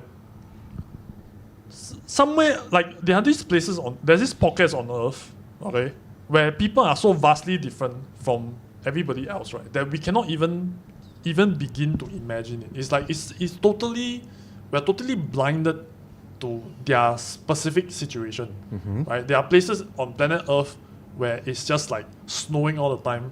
There are places on planet Earth where you have to walk like 4 hours to get well water. No one government, right, will be able to handle all of the nuances of all of these like various situations. If you default to say, there's a one world government, but then other individual pockets will just handle their own thing. How is it different from what we are having now, which is So you're individual saying that- nations with a United Nations? So you're saying that it needs to be like total brainwashing.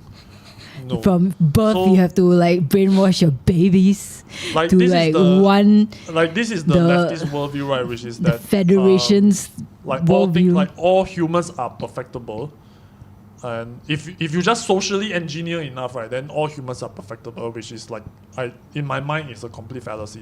It can't be done. Like people are just gonna have differences, and That's what brain chips are for. Sorry. That's what brain chips are for. Oh, that's what Elon wants to install Yeah. in you. Yeah, I mean, if you install brain chip in us, right, then can you still call us humans? Or like I think that's like the fundamental question. Okay, it can call us human plus. I don't want to be human plus. I want to be human. Right? I think that's like I want to be human plus. like flaws and all, right? Mods and all. So I'm Singaporean, and the moment I hear the word plus, I'm like, yeah, what would you want to be a Income minus? plus. Income plus, sign me up. But also back to Angie's question. You which got is, passion card plus? About the question of like, as a Singaporean, do I want globalization to happen? So my answer is a little bit more in depth. There's two types of globalization that could happen now. So one of it is just a very straight up capitalistic. I have something you want, you have something I want, we trade. One of us may have a trade deficit, but we can put something else on the negotiating table if we have a problem with it. Then there's the second type, right, which is the more prevalent type that happened roughly in the 2000s, which is what they call the neoliberal governments lah. The neoliberal government has nothing to do with liberalism or whatever lah. Okay, it's an idea that a government's job, one of the forefront jobs of the government is to propel businesses globally. Like if I have a homegrown business, it is my duty as a government to push this business overseas, abroad. And then all the other governments do the same. And then this is how we have like mega multinational corporations. And what this has done, right, is to create clusters of power, like very, very concentrated clusters of power in the hands of a very select few.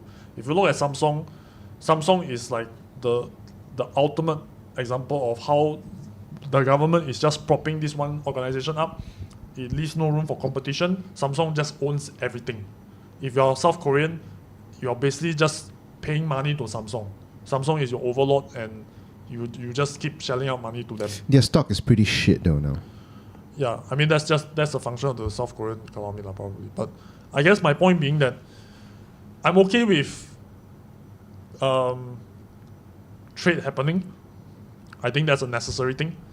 What I don't want, right, is for governments to make it their duty and their priority to select winners and losers at the expense of everything else. Like there's no true competition going on here. If you look at like what the US has done in a lot of all these like trade agreements, right, like the Pacific trade agreements, whatever, they have basically gone into like very poor countries. They have either bought out all of the local companies, forced the former owners to become employees at their own plot of land, completely destroyed their pricing structure so that they are just permanently remaining poor while importing their stuff to the US where they sell at a exorbitant profit. These are well documented things. John, your speech is so inspiring. Oh my god, I'm totally inspired. I see the light of fire in my eyes. I can feel the flames in my belly. Inspire you to do what? We are going to go to the Venice Biennale in 2025 and we're going to burn it all down. Why should a government select which artists to push overseas and not? Why should any government have the right to push any artist this and that way, that way? The Venice Biennale is a poison among the society, just like you said. I do not take any You are responsibility for absolutely what right. Dan Wong is about to do. Neoliberalism is a poison to the world. Yeah, I agree also. Okay, I'm glad. Molotovs. No. I'm glad Singapore government is not pushing the Angkukwe outward elsewhere. They are pushing other things outward, so I think that's like it's like one of the main criticism I have of the PAP government, which is we are extremely neoliberal in our thinking. They will never admit as such. They will never say that we are a neoliberal government, but you can see in all their actions, and it's definitely getting to the point where it's hurting us. They will make the justification saying that look at all these billions of dollars pouring into our nation. I agree, there's billions of dollars pouring in, but the vast majority of it is being siphoned off to like the very top level elite. Only a select group of people are able to access those billions. Wait a minute, And then I thought trickle down economics works. I thought we're just waiting for like the trickling down of the millions and billions of dollars. Okay, there's no such thing as trickle down in economics. No way. There's no economic philosophy called trickle down economics. Stop destroying my dream. Yes, there's only a type of philosophy. You mean the rich people are not benevolent, like, people who share their wealth? There's only a type of sad.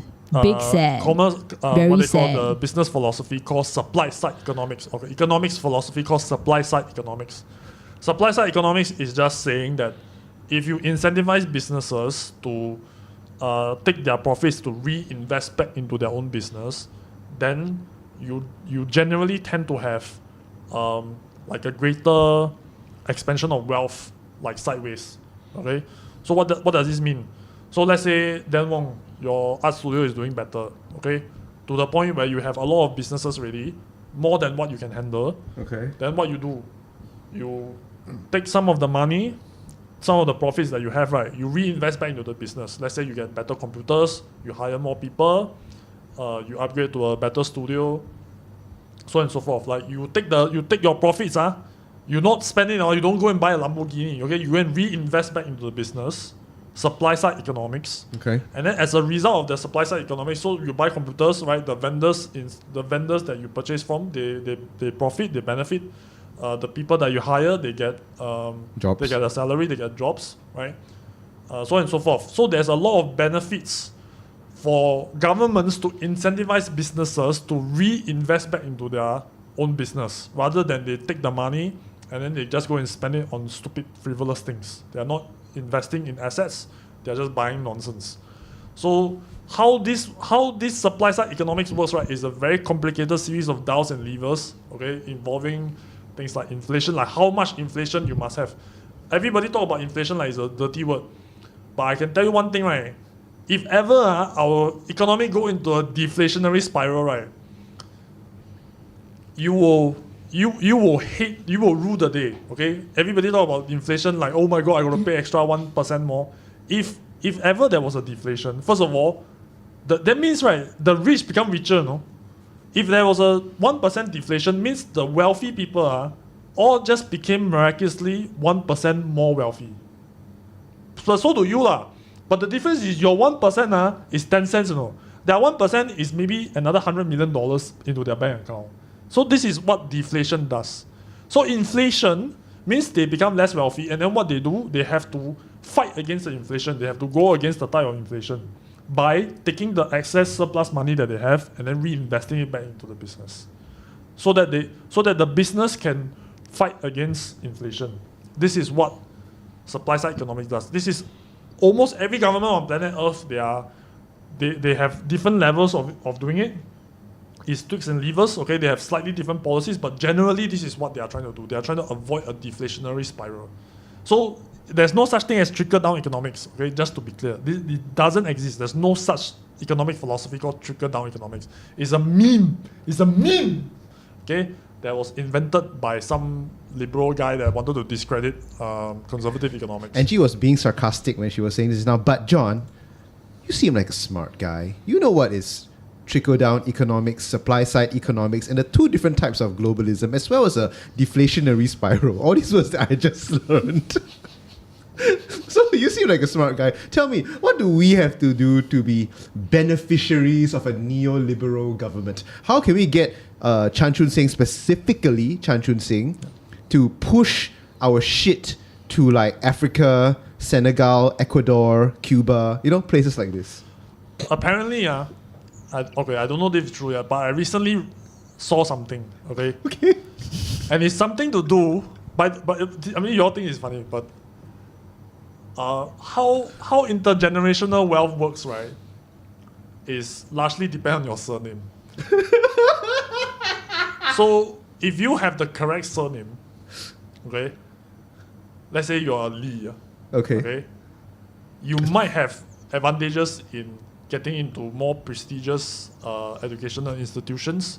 You might have more advantages in getting into the company of like higher net worth individuals, and as a result, being able to rub shoulders, being able to network with them, being able to demonstrate. Changing your surname won't change any of this, right? Yeah, you have to inherit it through the old-fashioned way by having your parents fuck, and you need to inherit the surname.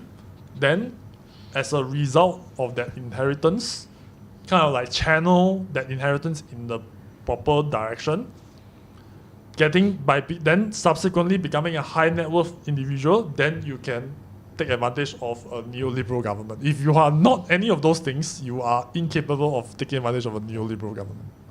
So are you saying I'm incapable? Yes. By the way, I'm not just saying you're incapable. I'm saying you're incapable in general, not just a neoliberal government. Like neoliberal or not, you are just incapable. Okay, fair enough. I mean, if you're a smart guy that knows about trickle-down economics and there's no such thing as trickle-down economics. Yeah. But let me but just you spend so much time talking about it. Yeah, I spend time explaining to you there's no such thing as trickle-down economics. This is how the internet works. You spend time explaining how it does not exist, and then people are like, oh, trickle-down economics. No, I'm not doing it for Demon's benefit. I'm doing it for the benefit of our audience. No, but I'm saying this is how the internet works. Yeah. This is how the internet works. Yes, the earth is flat. I'm doing it for Dan Wong is the internet in person. No, I know what he's trying to do. Personification of the internet. That's why I'm not getting agitated or what. I'm just agitated. I'm just saying it. I'm not saying it to you directly. I'm saying it to the camera, to my laptop, to my computer, I should say. Then I'm just telling the audience, hey, by the way, there's no such thing as trickle-down economics. Okay, fantastic. Dear Lydia, John spent a lot of time talking about trickle-down economics. Which you did is the truth. It doesn't exist, yes, I agree, but you spent a lot of time talking about it. About how it doesn't exist.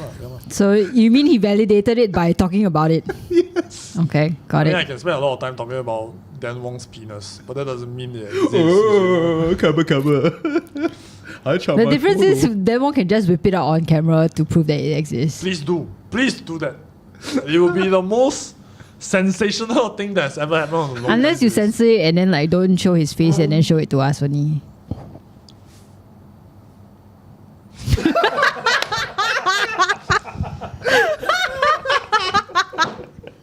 I'm gonna read what chat has to say about this. Ask if you shall receive. Oh my god, that's it. Angie, have I given you like excellent material? Yes, I think so. Okay, we gotta get trucking on the topics. We only got like 30 minutes left. I mean, we can go past 2 p.m. But like about 2:15, like that is the absolute limit. Okay. Okay, moving on. Moving What on. were we talking about? Like we Okay, are we going to have talk about NTUC. Wait, no, we are talking about Income Allianz. Income. No, we already talked about that. Okay. Singpost, Singpost. Yes. NRIC. NRIC. Which one do we want to talk about first? I'll talk about Stephen Lim. So Stephen Lim, right? He actually sold his house, and then he got a sum of about 320k Oh, yeah, and he from his invested house. in Singpost, and right? Guess which? Yeah. He bought 320k worth of Singpost shares. Right. Holy shit. So there was a big drop, and then now there's another big drop. A drop total from then when he bought until now is about like 30%, right? He sold it. He sold it at a loss, and he lost about 120k. And then he got back about 200k. By the way, he said you can fact check me. Go ahead and fact check me. And then these are his words. He says that I feel so cash rich now because who suddenly magically has 200k in the bank? He says. But honestly, like I mean, I don't really care enough about Stephen Lim to fact check how much money he has and lost. Spend more slanderous line. But like, he's charging people money to make like shout outs for them, you know, like birthday shout outs and stuff. Like, I hired him once. Yeah. Occasionally, I Quick one. drop into his live streams on TikTok and watch people pay money to dance with him. Correct. And you know, I think he's doing fine. I don't really. It's a decent living. He's It's an working honest with living, that's what it is. Dignity. So I can't fault that. Yeah. I think I'm glad that he's doing well. It's a significantly better job than when he was just standing around Orchard MRT trying to like Plug eyebrows. or Hey, like, he has got like hook girls or hook boys, and then He's got actual fans, and he's earning an honest living. And you know what about this guy that I really respect? He's ripped. He's actually a positive influence on some of the people. Except that he killed a man. But Jerry, let's not go too far. I just said he's ripped. That's He's all. a positive influence. I don't know on if some he's people. a positive influence. Yeah. I No, like the- you know he's got a dance class or dance something. class. It's actually and- quite encouraging in the dance classes. And I see like the people who are dancing with him, and sometimes I'm just like, Say it. Say it. I mean, Say it I to the listen camera. and I don't judge. Okay, No, I say your listen and I judgy don't feelings. judge. You know, your people can do whatever they want to with their life, That's the new TikTok including meme, by the way. Okay. They including listen and they don't dancing with Stephen Lim. I'm disappointed that you're not expressing your true feelings. How on do you camera. feel, then, Wong? Tell me about your feelings. Not until you tell me yours first. I listen and I don't judge. Show you mine. What the shit is going on? No, Angie was about to say that the people who join Stephen Lim's dance class are autismos. You don't put that word in my mouth. Back on topic. Okay, Singpost. The latest news is that they sacked their top 3 executives. The board of directors have sacked the top 3 executives. The 2 of them are contesting the firing. Isn't all 3 contesting? The CEO. Two only. 2 of them are. So why CFO, is the last one not contesting? Who's the last one? and the COO? I read all 3 are contesting. No, Oh, all 3 are contesting. Yeah. two only. Oh, okay. The 2 Vincents are contesting for sure. Yeah, I don't And know. then the last guy also entered his own. Did he? Yeah, he did. Well, I don't know. this one, Like, I since it's a haven't seen. contention, Yeah. do your own fact check. Okay? Yeah, do your own Don't- fact check, Please yeah. don't, Do your own fact please check. don't come to the Longkang for Singtel. Yes. accurate information. Yeah. But regardless, my understanding of the situation is that there's actually 2 cases. Okay, so there's the first case. The first case is there was a whistleblower that came forward to highlight some wrongdoings within the company. They highlighted it. The senior management took up the investigation. Upon investigating, they sacked 3 middle managers. Right, they sacked like 3 guys. So they were let go. Okay. Then subsequently, the there was another audit done based on the investigation, right? So someone audited the investigation, and they found gross negligence or negligence by the upper management in the handling of the whistleblower case. So there's actually two cases okay. So there's a whistleblower case, and then after there's the auditing of the investigation. So right now is the audit of the investigation shows gross negligence to the point where apparently Singpost were they were manually altering entries saying that, oh, we've delivered this product, but no one came and collect, but actually they never go and deliver the product. And I think this somehow has to do with whatever contractual obligations Singpost has with the vendors, and then this might be a way that they artificially inflate their cost or whatever. I'm not very certain about that part. I think Straits Time didn't really clarify also. But my understanding is that this particular manual entry, right, is what the whistleblower was talking about. Then after that, the Singpost upper management sacked these three stooges, these three scapegoats, okay, according to the investigation, according to the audit lah. Then now they are saying, okay, actually these three top dogs that were very negligent. Okay, I did the fact checking. So like the third guy, Mr. Li Yu, or however you pronounce it, is also contesting. Jerry was right. Like he said he will contest the firing, and he said that he was left with no option but to take affirmative steps to contest the termination. He also called it the sacking unfair, saying that it was without merit. Now, the previous two were vigorously contesting it. I guess this guy is not super vigorous. I just want to say all this is still in the alleged zone. This is all still we have no actual facts on the ground. Correct. Other than what was reported by the audited investigation. Of course, I suppose they have their own self-credibility, but at the same time, you know, if you are motivated to get rid of these three guys, then of course you will leverage your credibility lah. So, end of the day, we still should wait for any court proceedings to finalize before we pass judgment. I disagree. We should speculate with great intensity, even if it's wrong. Like how Vincent Fang murdered himself last night. Who? What? Who? How Vincent Fang committed suicide last night. Who's that? Who's Vincent Fang? He's like one of the Singpost guys. He's the CFO. Bro, you really cannot say anything. This one really is defamation zone. Bro, I'm not joking. You know, this one is you cannot say shit like that. This is on really a live. Bro, it's not funny, bro. Okay, really, okay. It's not funny. You have to take it back. You have to Okay, say, okay, I take it back. That was a false fact of something. Bro, like I said it already. you can't. Yeah, but you can't say that. You understand? Like you cannot. No, I will say it, and then I will say, "Oh, I'm sorry, I made a mistake." Like that. Yeah, but that you The Profmying of Dan Wong. this one is beyond Profma. This one really is gonna sue for defamation, and especially you How say am I defaming him? you're spreading false information maliciously Malicious. because you know it's false, and then you're spreading it to a third party. Bro, I don't really know. That means it's malicious. You understand? I don't really know anything at all, to be honest. Yeah, if you don't know it, that makes it worse. You're not exonerating yourself. You understand? Unless you are saying that you know for a fact that he committed suicide. But if he didn't, then you cannot say things like that. It really is a very terrible thing. Like this one is literally grounds for defamation. Yeah, it goes against your core values. That's why you think it's a terrible thing. No, it's not about any core values. This is about the legal system, bro. This is in Singapore, okay? I read up about this. I gave you all a brief note. There was a note in the... There was a Word documents in the notes, okay, that I'm sure all of y'all have neglected or forgotten about. Anyways, okay, like there's this one other addition. I think that one gets the point. Like there's this one other addition to the Singpost thing, which is there's a board member named Lim Ching Ching.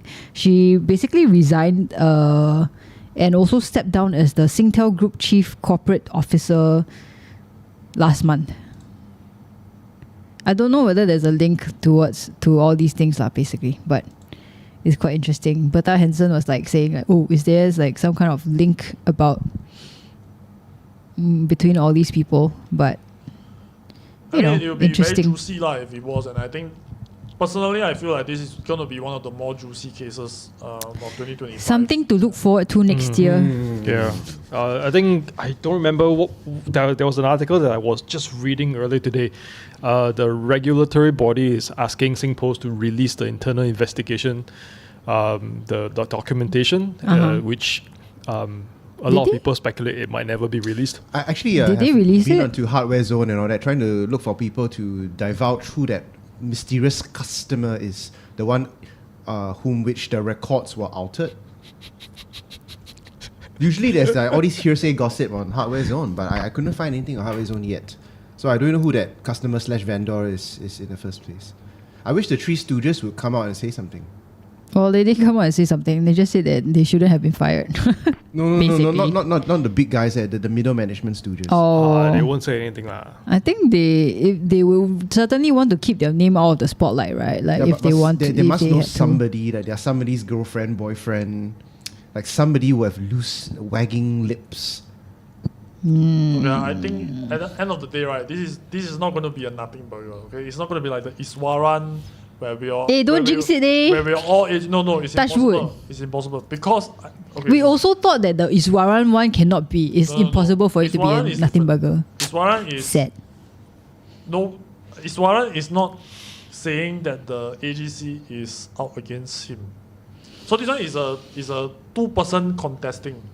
Like they're clashing against each other. Like Iswaran is a single like entity that is just like kinda whacked by the AGC.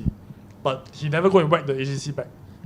Yeah. Right, I mean, so- it's impossible for him to do that also. Lah. Not necessarily. He can do the Iris Cole and Raymond route he could. where they say actually the Singapore police force is out to get them.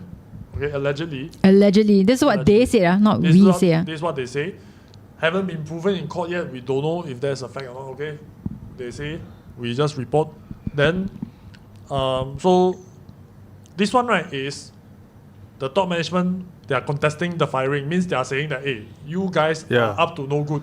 Okay, you all have conducted mischief and then you all have sacked us for no reason without merit. Then the board of directors are saying no, these guys they deserve to be fired. Somebody is wrong. Somebody is wrong. Dun dun dun. If I get fired by like a normal boss, can I contest against the firing? Can. Yeah. Can. How do I how do I contest against this firing? Do you have receipts? Okay, let's just say my boss is saying, Dan, you're fired because you've been spitting all over the floor or you've been peeing on the chair or something like that. And I'm like, no, I've never So peed on the... if you probably have to, correct me if I'm wrong, you Okay. probably have to go and look at your contract first and see. No, the issue is that I've never peed on the chair or spat on the floor. But my boss says I did, but he fired me. Does he have CCTV footage? Yeah. Let's say he doesn't. And then the chairs have mysteriously disappeared. So does he have evidence against? Does he have hard evidence? No, he doesn't. So you're saying that he doesn't have any hard evidence against you, lah? No, For sure. for sure, I have double checked. Then why would he allege these things? Then why would he allege these Are you things? victim blaming right now? He's out to get me. Okay, so you're saying that he's lying in order to get to you. Get me, yes. Okay, so you can bring this case to MOM. Yeah, you write can a bring. long- MOM. Yeah, you can bring Okay, MOM. You can write a long worded Okay. email Yeah. to MOM and say that I've been wrongfully fired. They allege that I do XYZ, but in fact I did not do XYZ. They have no evidence that I do XYZ. Actually, And what can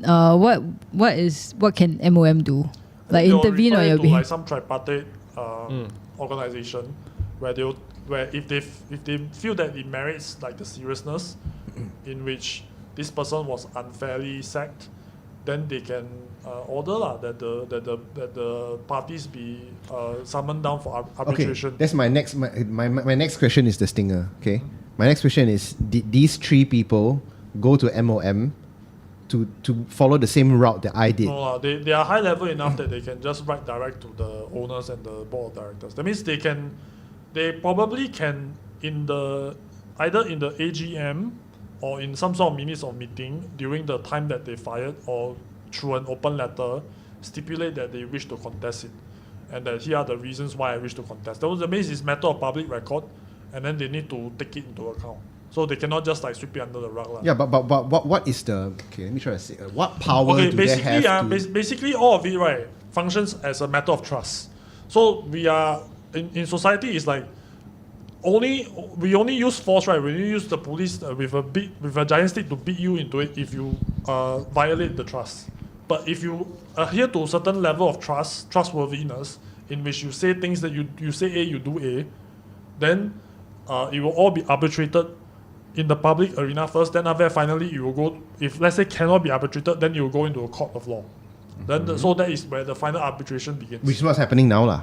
I think they are building up their case. Everyone is like staking their positions. So the top level management, they are saying, okay, we were unduly fired without merit. So they make it a public statement first. Okay. They have probably contacted their lawyers. Their lawyers will go and talk to the other side, their lawyers. They will try to arbitrate first, privately, to see if something can be done. Okay. But most likely is some fireworks must fly one. Has a crime been committed? We don't know yet. It's most. I mean, if let's say the audited investigation suggests that there is a manual entry of fraudulent. They fudged it. Yeah, they like fraudulent records, right? It's a It crime. seems very likely that there is if not a tortious interference of contract, it will be like fraudulent like conduct lah. The thing I also am curious is those 3 middle managers that were fired, right, after the investigation. If it is a criminal, I mean, if I'm not wrong, police report has also been made, right, based off. Yeah, they based made off a police report. the fake entries and whatnot. So if that's the case, if there has to be some criminal investigation into it as well, right? Because how do we know what? We don't even know the details. So we don't know. Okay, so Yeah. the whistleblower, that part, right? So that one is the whistleblower went internal, right? It did not go to. I don't think they went to a police. That's why they did their own internal investigation Right. first. Then after that, they got rid of the 3 stooges, right? So now okay. I'm not the management of Singpost. But if I was if I had a conspiratorial heart, right? Okay, then I want to have 3 scapegoats get rid of, right, to cover up my crimes. I will get rid of these 3 guys. I'll say, you all just take the fall. We don't go to the police. Just quietly resign. Everything sweep under the rug. Because I don't want. The last thing I want is for more attention, more investigation. Yeah, exactly. And then later, you peel open the onion, and then it falls back onto me. If I was a conspiratorial person, okay. So now, how the top management of Singpost, what is in their, what's their intention, what's in their heart, we can't know for sure. Okay. Now, as far as I know, that initial first whistleblower investigation did not yield any police report. As far as I know, they were just sacked. Okay. Yeah, it is only the second case, which is the audited investigation. Someone audited their investigation. They've discovered negligence. They discovered the manual entry, fraudulent entries, and then that was reported to the police. So that's why I say sparks must fly. Wait. Like, so on May 6th, right? Like, the disciplinary proceedings were held against 3 staff from IBU operations, and the staff were allowed to respond to the misconduct allegations. Then they were later terminated. Then they submitted claims against Singpost to challenge the termination. Then the claims were eventually withdrawn or not proceeded with. Singpost then filed a report against the trio. I'm sorry, you keep talking about a trio. These trio are the Middle managers. Middle management. Middle Yes. management. So they what kind of report? Sorry. Never really say leh.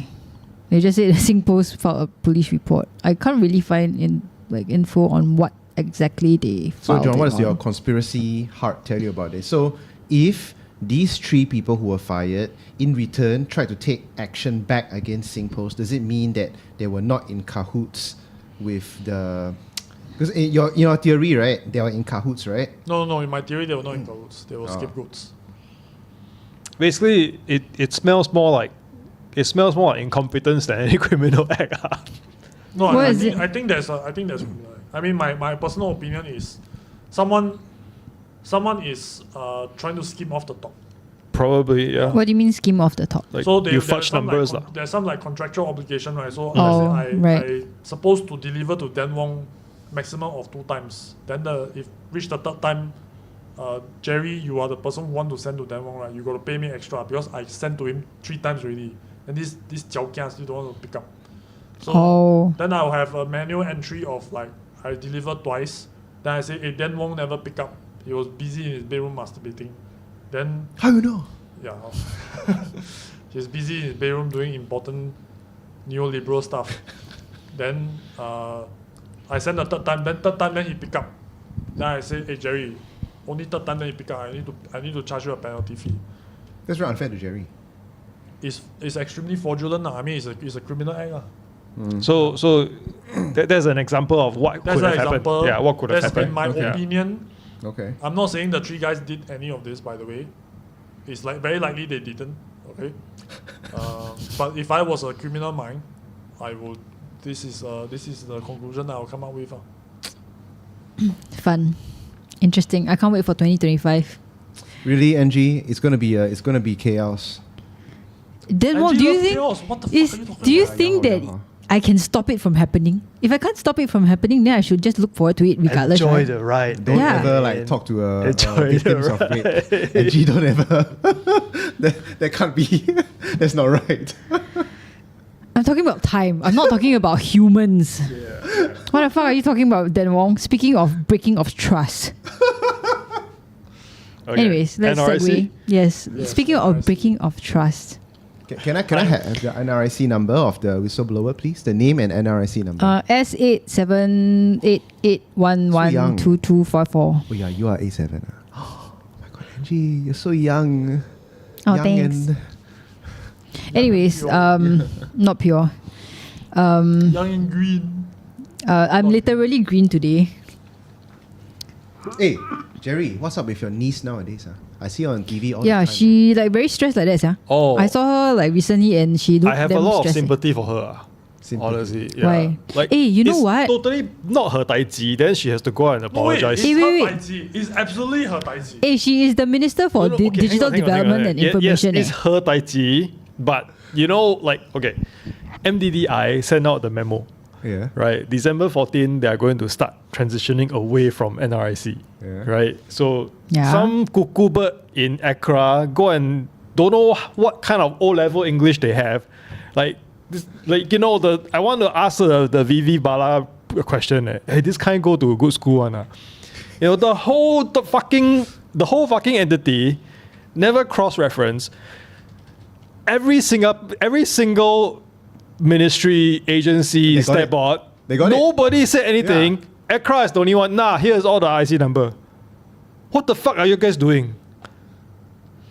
No, but it goes to show, right? First of all, there's too many stats about one thing. That number two, right, is there's internal incompetence that is unaccounted for. And I think this is like a big okay.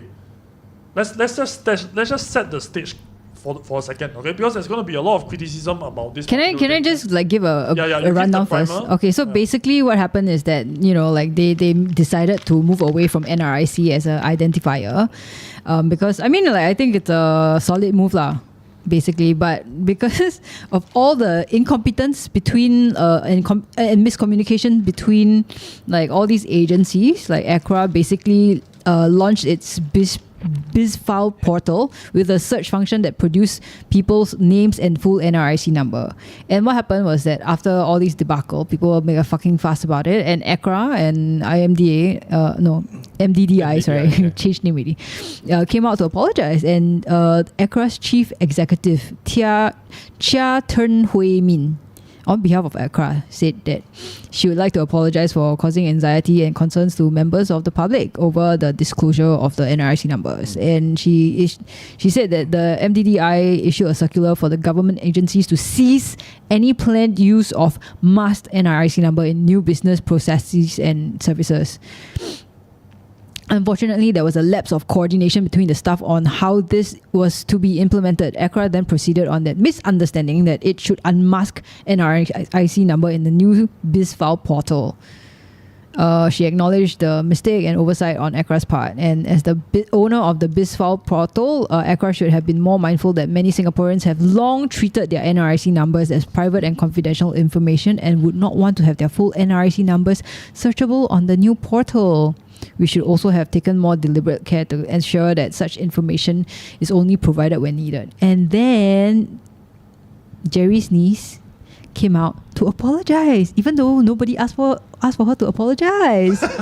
Amazing! I was gonna get. What I was an gonna initiative! Get there, yeah. I love that. She learned from her lesson. She finally learned how she to finally apologize. learned how to say sorry. Like nobody asked her, I don't recall a single person asking her to apologize, but No, she actually, did. this time round have lah. She's learning. She's growing. This time as a have person. lah. Good job. Yeah. Buck starts with me. Good job, But that's Josephine. what I'm saying. That's what I'm saying. MDDI put out the memo. Everywhere up and down the government, everyone got it. ACRA didn't get it. Like, what the fuck, man? Seriously, Okay. what the They fuck? got the memo though. They got the memo. They didn't get what What they're supposed it to meant, do. Yeah. Okay. It's like they know the letters, but they didn't understand the words. Here's the thing. Okay. So this one only happened December 14, right? Yup. PDPA, Fresh hot. PDPA as a entity has been in existence for several years already by now. Okay, yes. like easily 5 to 8 years. I don't know. At least exactly five. how- At least five. Okay. Yeah. Under one of the strictures of PDPA, and I know this because I'm also the data protection officer for my own company, and I was forced in those early days to go and sit down for like a 2-3 hour course. I didn't go. Oh my god. Well, I don't have this I course. didn't go. They sent me a letter, I'm also but I business didn't owner. go. Yeah, and then Yeah. Anyway, I had to go and sit in this course. I had to take even a small test at the end of it. One of the things that they are talking about when it comes to personal data protection, by the way, PDPA is the Personal Data Protection Act. Okay? What it stipulates is businesses to public, okay, you cannot disclose the personal information of people. And and then they will have a very strict definition of what is personal information. Things that are easily identifiable. Okay, unique identifiers. So what can be considered unique identifiers? Things like your name, your NRIC, okay, whatever alias, and I think your address also counts as it. I don't yes. think your phone number, yes. I think phone number have certain grey areas, but almost certainly NRIC and name. Yeah, your full birth cert name and NRIC. Yes, Yeah. those are unique identifiers that me as a business, we cannot leak out. Okay? you know what was really annoying? I remember like before the PDPA Act, right? Like a lot of my companies that I was working with required me to give my NRIC number, full name and everything during the invoicing period. And after the PDPA thing came into existence, right? Then all of them were like, "Oh, you have to remove your NRIC from this thing." And then like when clients who didn't know about this ask for it, then I have to be the person to be like, actually, I can't give you my NRIC. And then all No, the actually, other- you can. You just don't want to. You just yeah, I mean, I don't want to lah, but there's also the law to protect me lah, right? Like if I Yeah, but I mean, for us, like if you actually register with ACRA, you have the UEN number for your business entity. So that's another identifier, right? yeah, Okay, to be clear, okay, PDPA are only supposed to extend from private businesses to the public. Okay, so businesses to businesses not protected. So, let's say Dan Wong gives me his name card. The name card has his name, full name, his telephone number, and let's say, for example, his home address is also his office address. He gave it to me as a name card as a business to business. I can take that business card and I can give it to other people, and I don't violate PDPA. Okay, so business to business doesn't count. It's only business to private individual. So I don't know if you all noticed in the past, last time when you get a foot massage, you got to write your IC number in this fucking book. Then the whole world you get to see everyone's fucking IC number. Eh, but like I was still asked for that recently when I went for a massage. now they truncate it. They ask you only for the last 4 digit or 3 digit. No, I was asked to write my whole entire one. Wow, this one then something's up with the. Okay lah. To be honest, I also haven't been to a foot massage place in a while. But the last one that I've been to, I didn't have to write. Wait, anymore. which foot massage places you all go to have the The right Chinatown NRIC one. one? The Chinatown one. What The fuck, one man? is near my house. But like I think Okay, it's I never because go to they foot want to massage. make sure that Yeah, it's not like a happy Must ending appeal, place. yeah. So that like everybody who goes in is recorded, and then like if police comes, then they can say, okay, these are all the patrons who have come to us, basically. But Yeah, I but think it was, it's funny, right? Because now everyone can see the IC number of everybody else. basically. And I remember last time when I was signing into like schools or something, we also had to write like NRIC. Like if you're a visitor to a school, you also had to write it in the logbook or some shit like that. So that portion, right, where your personal identifier is visible to other members of the public, right, that also had to be curtailed under the PDPA. So you as an organization need to exercise certain amount of effort to prevent the exposure of your clients' personal information, if you do need to keep it for whatever reason, from being visible to other members of the public. So that's why in recent times there was the truncating of the NRIC, for example. Names, you don't need to give full names, so on and so forth. So, pardon me if I'm wrong. If I want to check Jerry's IC number on ACRA, like before this debacle happened, I have to be a registered user on the ACRA portal. I must have a business or LLP. No need. I think You they can- just you have can all buy the information. you can buy just the buy information, it. but you have to log in first. Yeah, you have to log in with your Singpass. Yes. Back then, before Singpass, you were something else. I think you need to have an account. Yeah. So Yeah, like the account. whole point of this is, right, like basically they're saying that NRIC is like a legacy thing, right? Because it used to be like a physical identifier of your verification, and then like now that we're all digital, we should move away from only having one identifier. Yes. Because what if it's hacked, then you'll be like you have access to all these other different things. But the thing is, right, like the way that it's rolled out is so fucked up, because like just yesterday, right, when I was trying to log into a bank like app, and I couldn't log in, the way that they asked my identifier was my NRIC and my birthday, and these two things only. And if you're able to access my NRIC on ACRA, Which bank? OCBC. They don't ask you other identifier questions, man. Actually, I think they randomize the questions. Yeah, they don't always ask the same questions. but the thing is, like, if that's the two questions that I got, which is my IC and then like my birthday, like these are kind of quite easy to find. My birthday, you can just go to my Facebook, right? It's there. So like, And anyway, I was talking about how my card also got some like fraudulent transactions. So Yeah. the way they identify me, they ask me, how many cards do I have with the bank? Right. Yeah. So I mean, I think they randomize the question. Yeah. I think they are meant to ask you two, and then they are meant to like go down this list of like what they should ask. For you, NG, I think you are quite sway that your roulette kena the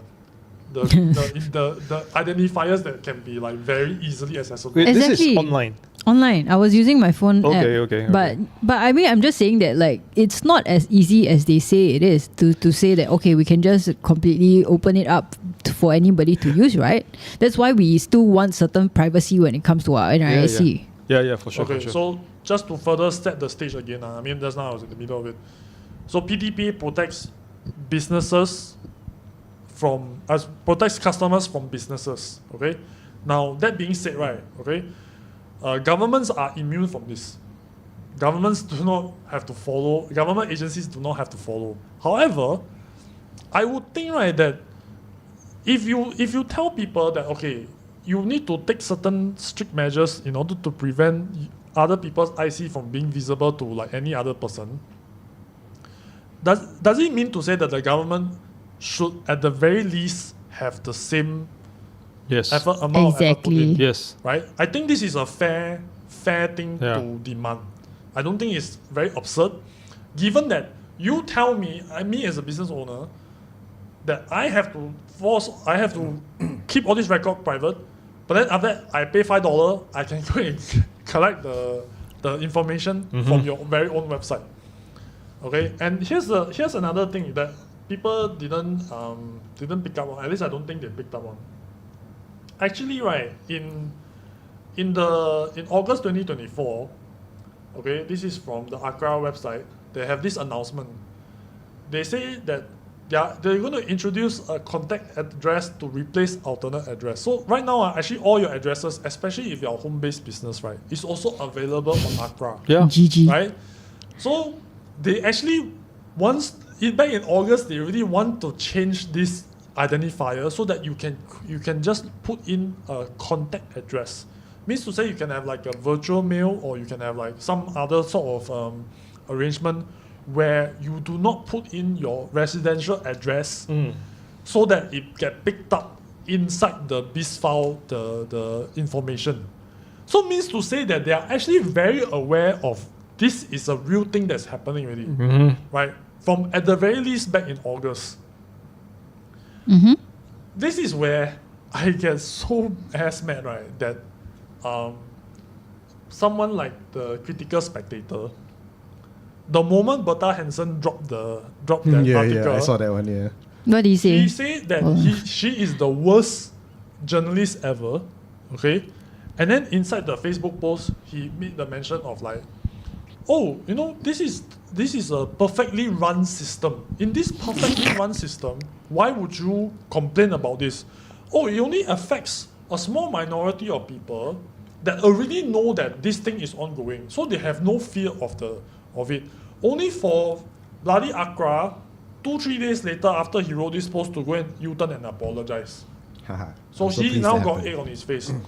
So even though, okay, I would like to say, so this is back to me simping for Kelvin Cheng. Even though, okay, he and the Critical Spectator and Kelvin Cheng are not two sides of the same coin. They are the same coin in the same wallet. They are different coin in the same wallet. But Kelvin Cheng is a shiny $100 coin, and then this fucking Critical Spectator is a 1 cent coin. Okay, he is completely just slurping. He's glazing the PAP non-stop for no particularly good reason. Like, he will glaze them. How many years has he been doing it? He's Many consistent. years. Yeah. But his post was cool. He basically said like, oh, this thing has been happening for very long already. You don't know, You stupid, You don't know. You like that also don't know. Basically, he just had a more well-articulated version of that. But just to quickly jump in, because I was looking for a perfect opportunity to jump in, the echoing is happening on the screen, isn't it? Meaning that this monitor has a speaker that is making the both of them. It's either Can you that. turn this off? Yeah. Is it this? It's either that. Could it be this? No. You right click and then you move away from that. MG, continue talking, please. Let's just talk normally. Okay, so I'm just reading from the Critical Spectator. Oh my god, you're right. Holy shit. It was you all I told you! along! I knew it! It's coming from there! Okay, well... Okay, 2 hours into the thing, then we find out. Okay? Well, I Half mean, of for the the cost in the Longkang. last 10 minutes, you'll have perfect audio. Wonderful. This how it works in Longkang. So funny. Okay, first of all, Anyways, this has yeah. never happened before, so I'm very unfamiliar with it. I've never experienced. Hilarious. Bro, we have live stream on this system for yoinks. 3 Okay, and times. This is the first time. 3 times. No, more than 4 that. times. No, 4 times. I've done it on the on On the there. other podcast. Yeah. And bro, this So has never funny. happened. Now, first time happened, then suddenly, oh my god, I Never shoot me now. Just shoot me now. It's okay. Anyway, it's okay. back to You topic, back know to who we should shoot? We should shoot ACRA. Yeah, but back to the topic. What is going to happen next? Nobody has spoken a single the R word. Nobody has said the R word. What's the R word? Our Restitution. Oh, Singapore, bro. Singapore will give you an apology. I pay money to ACRA You- every year. So do you. No, you don't. They make you do your AGM every year. So do you. AGM need to pay money, man. No, that's a separate thing. But No, wait, hang You on. don't have to pay money. I pay every year. You pay every year? Yeah. I have to pay every year. What do you pay for? Private limited.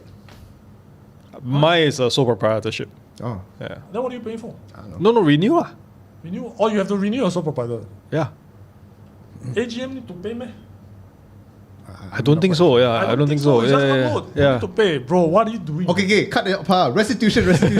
I am in the ACRA system and I've been made vulnerable because of them. So I just want some sort of benefits. I don't mind. the most Give me 5 valuable years thing free. has already been given. What? Youtio's apology, isn't it? I want a meal. I don't care. It's I not a don't know, U-turn. man. It's a return. I want NTUC vouchers. I want CDC vouchers. I want something. Just give me something. What? See Like how much? vouchers, How much? even your $20? NTC. Is $20 enough? I wouldn't turn it down. I will give you $20, but you still gotta give me the blowjob.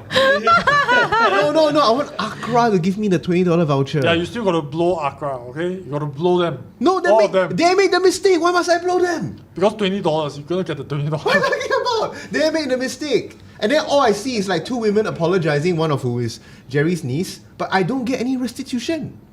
I don't understand. You make a mistake, you pay it back. Right? You write it. If you cannot write it, you give money.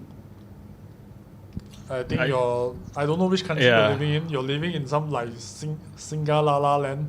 I don't know what planet Singlulu. I think you can wait until the flower will for the government to pay you restitution lah. Nobody Forget ever it, talks about restitution. Nobody.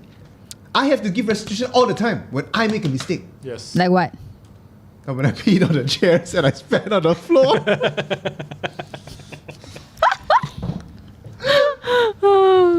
Anyways, we'll see how it plays out. I think basically what they are gonna do is just like try to brush this over, and they'll still roll out what they are going to roll out anyways. The thing is, they are probably gonna, like, GovTech is probably trying to roll out some stuff to and they're talking about December 14 being the day that they're starting to move things away. It's not December 14 everything is open. It's December 14 this year. They are going to start rolling out plans and guidelines and whatever training manuals to help people transition away from NRIC as a unique identifier, and that's going to take like another 3-4 years. So I really don't understand which part of the memo did they not get.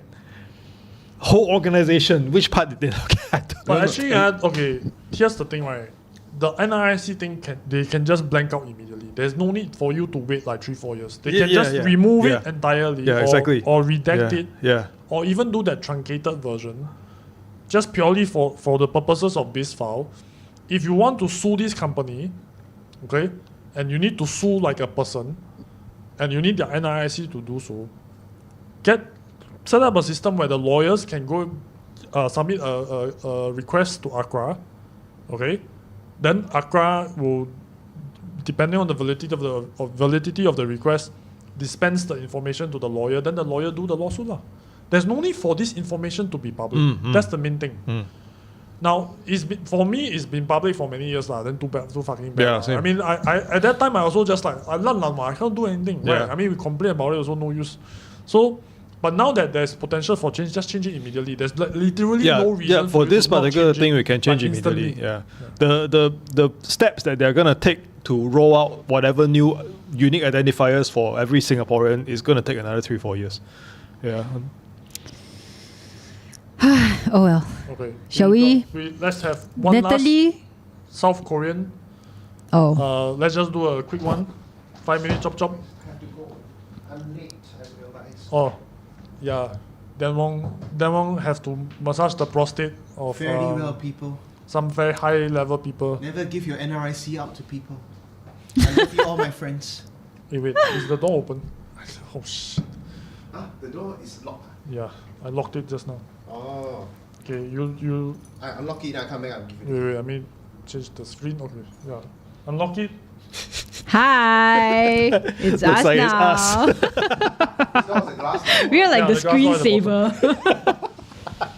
We should like start bouncing around the walls and stuff. You no longer need to bounce around. Okay, South Korea president decided to declare martial law because he was throwing a temper tantrum. He couldn't get his shit passed through. Yep. And then he decided that, hey, now is a good time for me to flex. And then he fucked around and he found out real good. You know what? The whole thing that really struck me about it, right, is like how quickly they managed to like overturn the whole martial law thing.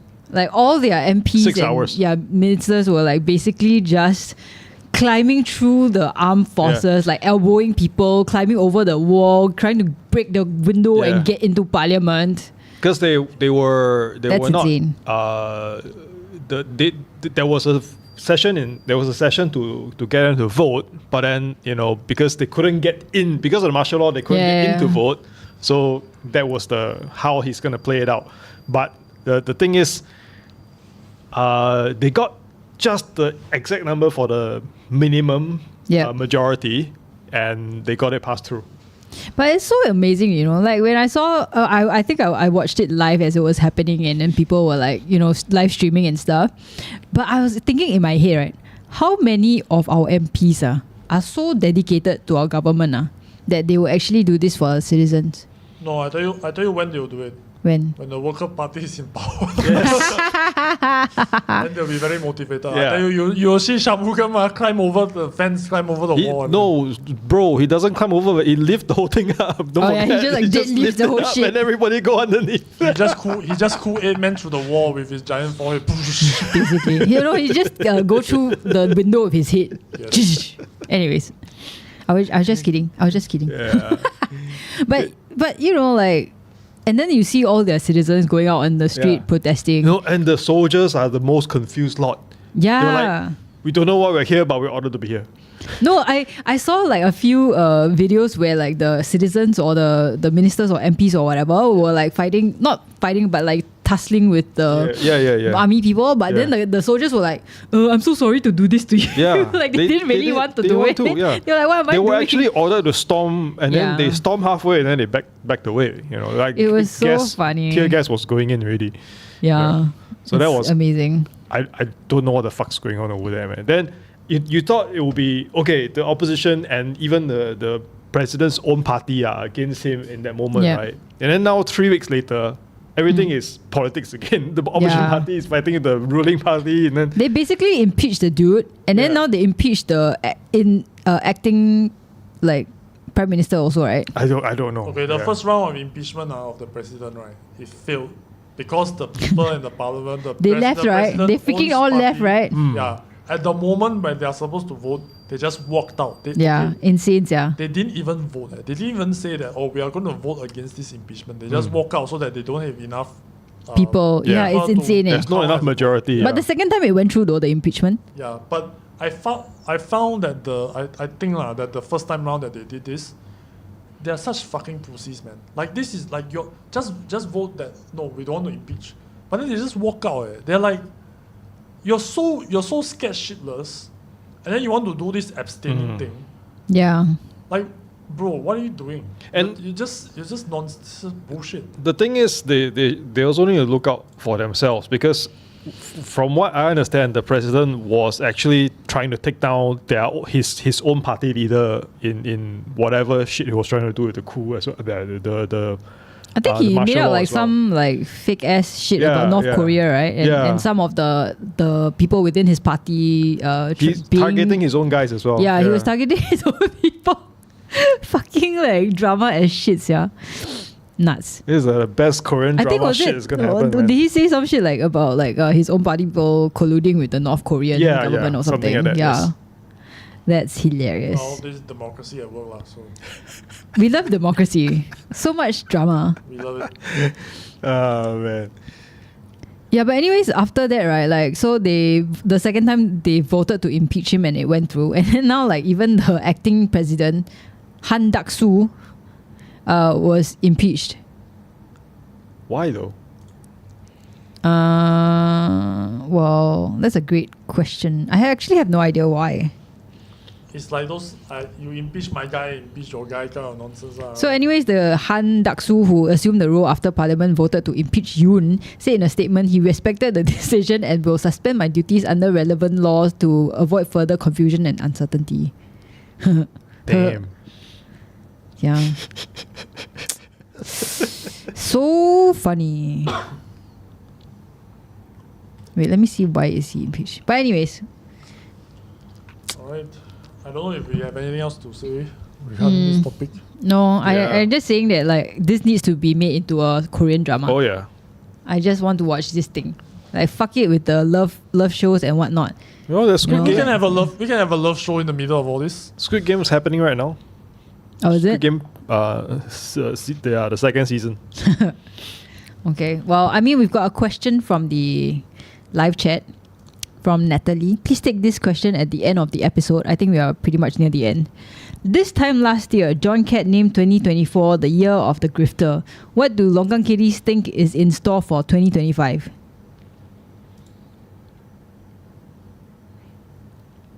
John first. Actually, I don't know, a civil war, I think. Maybe in America, maybe in other countries.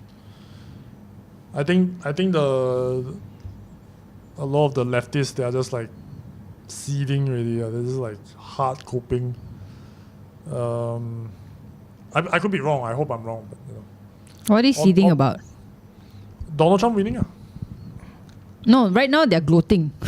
I don't. What are you talking about? They're gloating because of the Trump and Musk relationship. Yeah, but the that's romance like, breakdown. It's a bit like. But Trump is siding with Musk right now, so like MAGA is upset with Trump. Like, I mean, it's a bit like, oh, Joe Biden got elected. Oh, you know, it's not our guy, and then he's you know, saying some bad things about Kamala Harris or what. It's like, bro, you lost, right? Comprehensively lost. In 2020, you lost. Yeah. Okay, cope and sieve. Now it's the same thing. They are just picking apart on like some minor thing, but Trump won, and this will be a big contention. Like, I don't think like the Democrats are going to storm the Capitol. No, it's not Democrat, leftists. Yeah, I don't think the leftists are going to storm the Capitol. They won't storm the Capitol. They will enact political violence in some other way. For them, it's mainly rioting lah. They will just set a city on fire, then say it's a mostly peaceful protest. I mean, I don't really have a prediction for 2025. It's so chaotic. It's so like I would say the main theme for 2025 is probably destabilization. Yeah, probably true. I think that's my prediction. Yeah, I mean, looking at like we don't talk about like politics. We talk about like global state of the world, conflict situation, conflict points. I think Syria regaining its autonomy.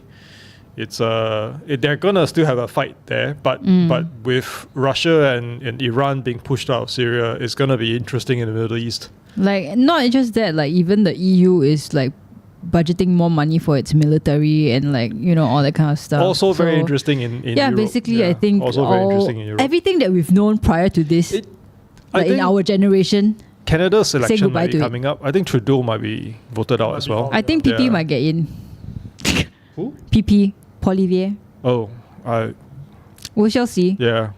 Anyways, another question from Natalie, and a question for each Longkang Kitty to round off this episode. One thing you wish to see in Singapore in 2025 with 60 years of nationhood, besides for you, Chan Chun Sing, SPM. One thing, I go first. One thing I wish to see in Singapore in 2025. Can you think of? If not, I go first. You go first, Jerry. Yeah. I can't think of. Can we get more CDC vouchers? No, you know what? Just for example, I want the CDC voucher, the normal one, not the supermarket voucher one, to be able to use in the supermarket. But the reverse not true lah. Oh. So supermarket one only for supermarket, but the regular one can be used in supermarket. Yes. Like, goddamn, like please just make it happen. Yeah. Is that what you want to see for next year? Well, I mean, both of you is CDC. On that, hey, household expenses are high, man. Bro, have you seen baby formula? Yeah, Jesus. Nonsense. Like what, 110? No lah, it's not so high. Like, I mean, the upper end that I've seen is about, the very tuakong one, the very big tin on the like atas one. I don't know got what special formula, special brew.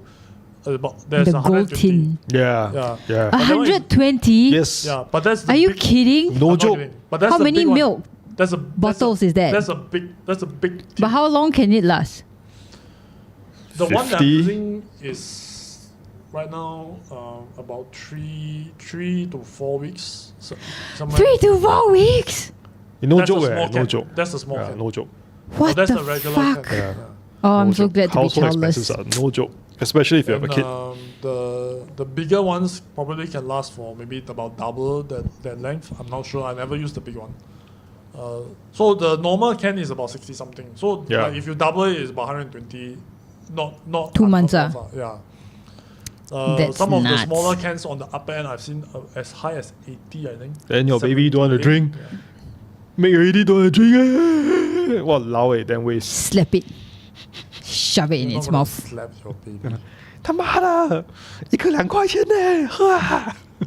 You just like dunk it. Like, water bought your baby. Milk bought your baby. So a lot of those families that can like breastfeed for like 6 months, 8 months. Wow, godsend. My friend was like breastfeeding for 2 years. Tan dollar.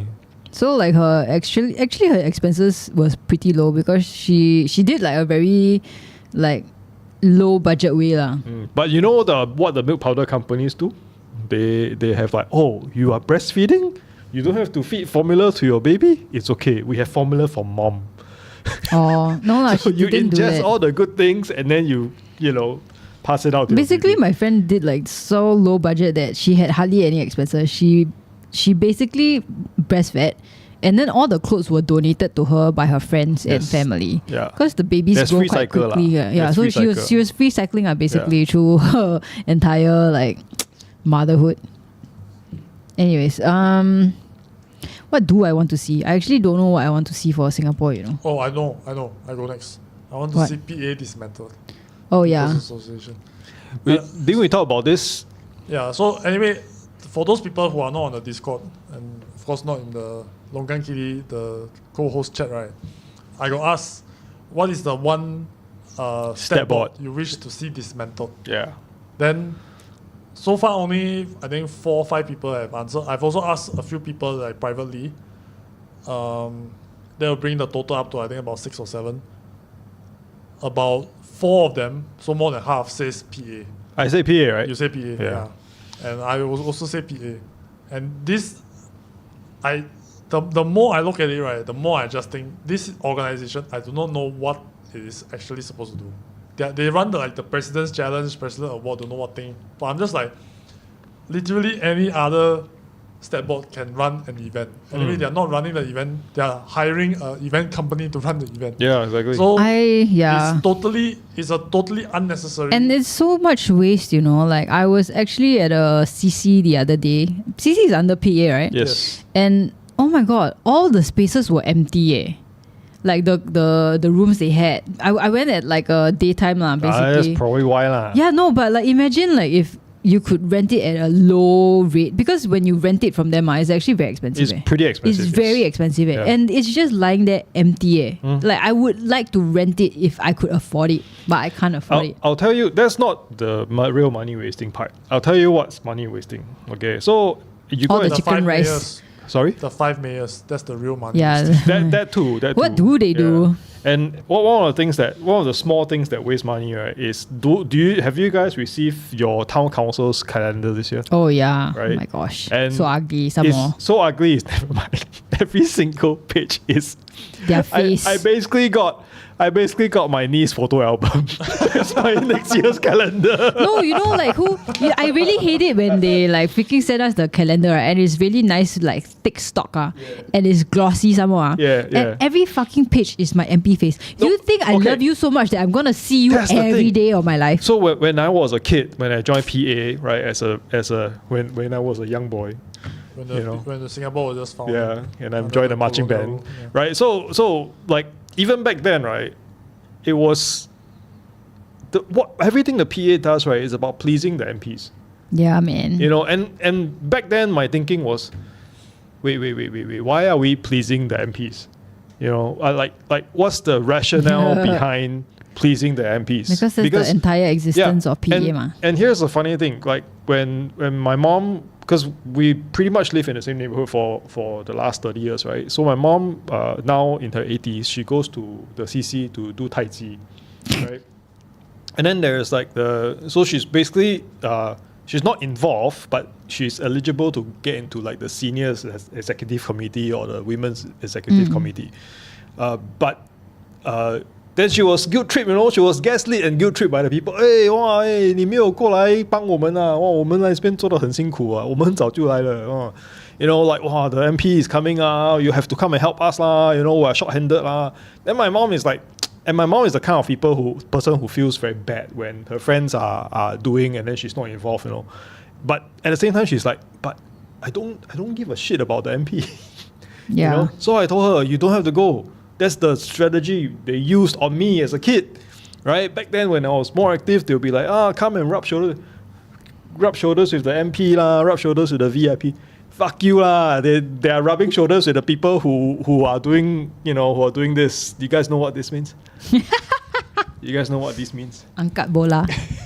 right? Yeah. They're rubbing shoulders, and the thing is, the MPs probably know that they shouldn't be doing it. I think they are very, very aware of the optics even back then, that they should be more friendly to everyone. But these guys are crowding them so much that you don't have a chance. And I don't understand why. Why does the other thing is like what was it? For the opposition wall, I think in Singkang, they were supposed to hand out like it was the handing out of bursary or Oh yeah, awards or they what. invite like the they invite PA grassroots. Yeah, The yeah. PA, Which is just like, what are you grassroots talking about? leaders. Isn't you are the MP of this constituent, you are PA, you're supposed to serve this MP also, No. but then that doesn't happen. that right? doesn't happen Yeah, because so- PA doesn't serve the opposition. PA is a PAP which is affiliated. it makes it like totally partisan. And it's Exactly, which is I why it think, should be like- defunded. And okay, here's a I pop don't quiz think for that it your- should be defunded. I think it needs to be delinked entirely from one party. Sure. No, it should be just totally. Okay, here's a pop quiz for your. Who's the chairman of PA? Don't know. I don't know now.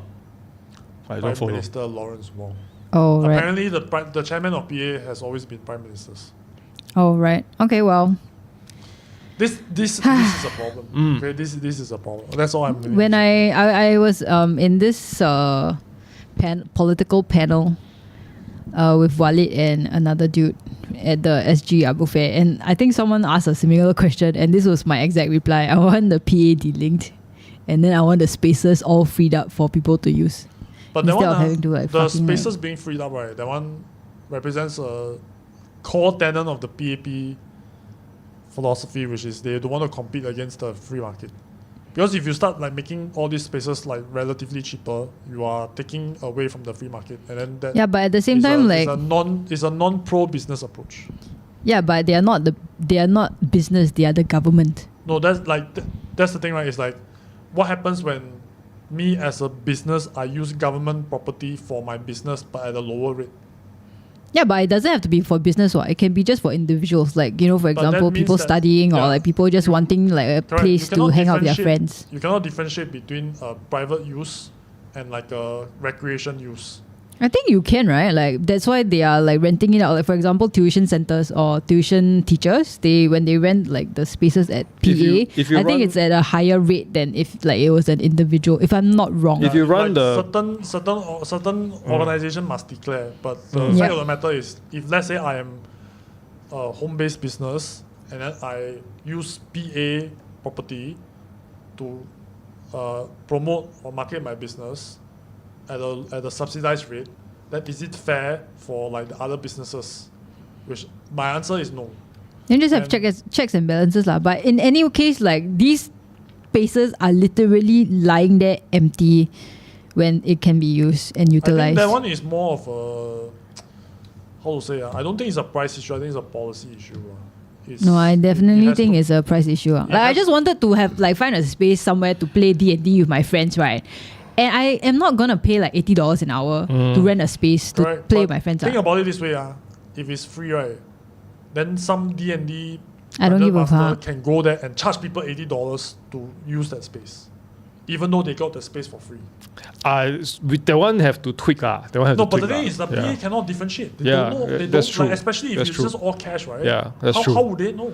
Like But that's the thing. So you are. That's you are why we making need it like- whistleblowers. So you have, if you make it free, you basically like have taken away from the pockets of other businesses that could have benefited from that, and I think that's like that. So the core policy of the PAP is pro business. I think that's kind of rubbish also. I mean, like people when they book badminton courts, people also book it at the same subsidized rate to like Oh, badminton, conduct. but you can only do one thing at a business. badminton court. You can only play badminton, bro. Yeah, but you're also You doing can't it. play D&D at a badminton court. You are doing it at a subsidized rate compared to going to a private badminton court, right? the badminton court also got drama. Okay, but let's not get into that. Oh, I Yeah, know but- all but- about it. Yeah, I mean, badminton is is a very, very specialized thing. It's like, I believe it's completely different. Like a free space that you can use for like events. Multi-purpose space. I'm not saying that it's free. I'm just saying that it needs to be like way cheaper. Yeah, if it's way cheaper, you'll compete unfairly against. It doesn't matter. Like that's why like there are public pools and people going to public pools for lessons, and then they are charging cheaper. Public pools are very specific things. They are used for sports. They are not for D&D campaigns. That's the thing. They are spaces, period, that are owned by the government. Full stop. The spaces. I don't give a fuck. That you can. People can conduct businesses there. That's what I'm saying. No, I know you don't give a fuck. I'm explaining to the audience that what you're doing is you are competing unfairly against the private market that have all these spaces carved out for like very specific for non-specific reasons. Specific reasons places right are totally different. You can only go to a swimming pool to do swimming. Like that's the long and short of it. By the way, here's a fun fact: you cannot be a private swim coach, go into a public space, then after that give swimming coaches there without informing the premises first. You can't do that. Well, there are people doing it. It's not permissible. It's not allowed. I think if also you caught, like you said, whistleblower, then after that you're gonna get into trouble. And anyways, let's move on the this. The reason that you don't do that is because you don't want to compete against the private sector. Just admit that is the core tenet of the PAP principle. It's not. Or it is, but I don't want it to be, which is why I say that they should open it up. That's why I say it's a policy issue, it's not a price issue. That's the thing, right? I just want to say this. Like, I think there's also whenever you go get a room or to do something in a PA property, right? They also need to see what you're doing. Yeah, it's not say you cannot just go and do whatever you want. And they are like open windows. Yeah. So you need to actually go there and ask them, what and inform them exactly what you're doing, because ultimately they are there to. Okay, here's the thing that they've done right. Now they are charging. Yes, normal prices. That's the thing, yes, right? So for them, it's like, okay, you want to come here or you go to other places, you are basically paying the same rate.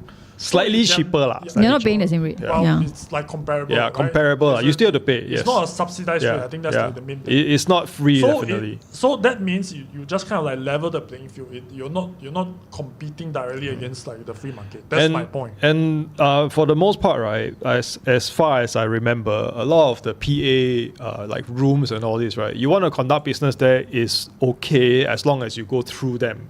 Yeah. So like, for example, if you're looking to do tuition classes, right, if you go through them, you may not have to pay the rental for the room, but you have to charge the students like very, very low rates, like maybe $30 an hour or even less, compared to like. I think it depends on like whatever it is. Like you can either pay the upfront rate for the room or you can do that subsidized. By the way, so me as an event organizer, okay, I ever try to. One of the things that I ever tried to do was Pasar Malam. And if you want to get Pasar Malam, right, it is through PA. The spaces are all only available through PA and you have to bid for it. Oh, not town council? No, it's okay. I think there's... Town council and PA are kind of very like buddy-buddy. Very linked, yes. So the one that I went, the spaces that I was looking at will have to bid through PA. And the prices are like just exorbitantly expensive, but these are prices that is like jacked up by the free market. So I think that's like the point. So PA cannot just be offering spaces at a subsidized rate, because then that means you create an unfair advantage across the board, and you have to be fair. You have to say that, okay, we are adhering to this principle or we are adhering to this principle. It's either very cheap for everyone or it's just market rate for everyone, right? You cannot pick and choose. Then later people start to complain. If spaces start becoming very, very cheap for very specific individuals, then it's like you are selecting winners and losers again, right? I disagree. The government has like. But that's like the fundamental nature of things. Like you cannot escape from this inescapable fact. You're talking about like businesses versus individuals, and you cannot differentiate between some different. Yes, you completely can. Like, yes, you can. Some people might slip through the cracks, but I think by and large there is probably enough like measures you can take to discourage that and also penalize that. Why would you want to go through all these measures? I think that's like because like we are a land-scarce city and there's so much waste of space. That's why. Yeah, but they have no qualms about wasting the space. I think which is why like it's a fucking wastage. Yeah, you have a problem with it, but Everybody has a problem with it. We have to call and draw here because we need to go off soon. Yeah, I mean, I don't have a anyways. problem with it. Like, if there are space, there are whatever, so. Okay, I guess we should call it at that. That should be the end of today's episode. Any, you all have any last words that you all wish to impart? Angie, tell us more about your PA aspirations. Oh wait, I haven't answered mine. Oh yeah, please go ahead. I just want to, you know, have that firing of people who do deep fakes. You know, like gather them all around in one field and shoot at them. That's what I want for the 2025 in Singapore. I want our government to pass that through legislation. Thanks. Jerry, anything? Get enough sleep. Alright, with Get that, enough shall be the money. end of today's episode. Thank you very much for tuning in. Please like, share, comment, subscribe. Join the YouTube, join the Discord. You have to get a link from the Discord by DMing us on Instagram. Okay, you can get a link. DM us on Instagram. Okay, and we shall see you next time. Goodbye. Bye. Bye.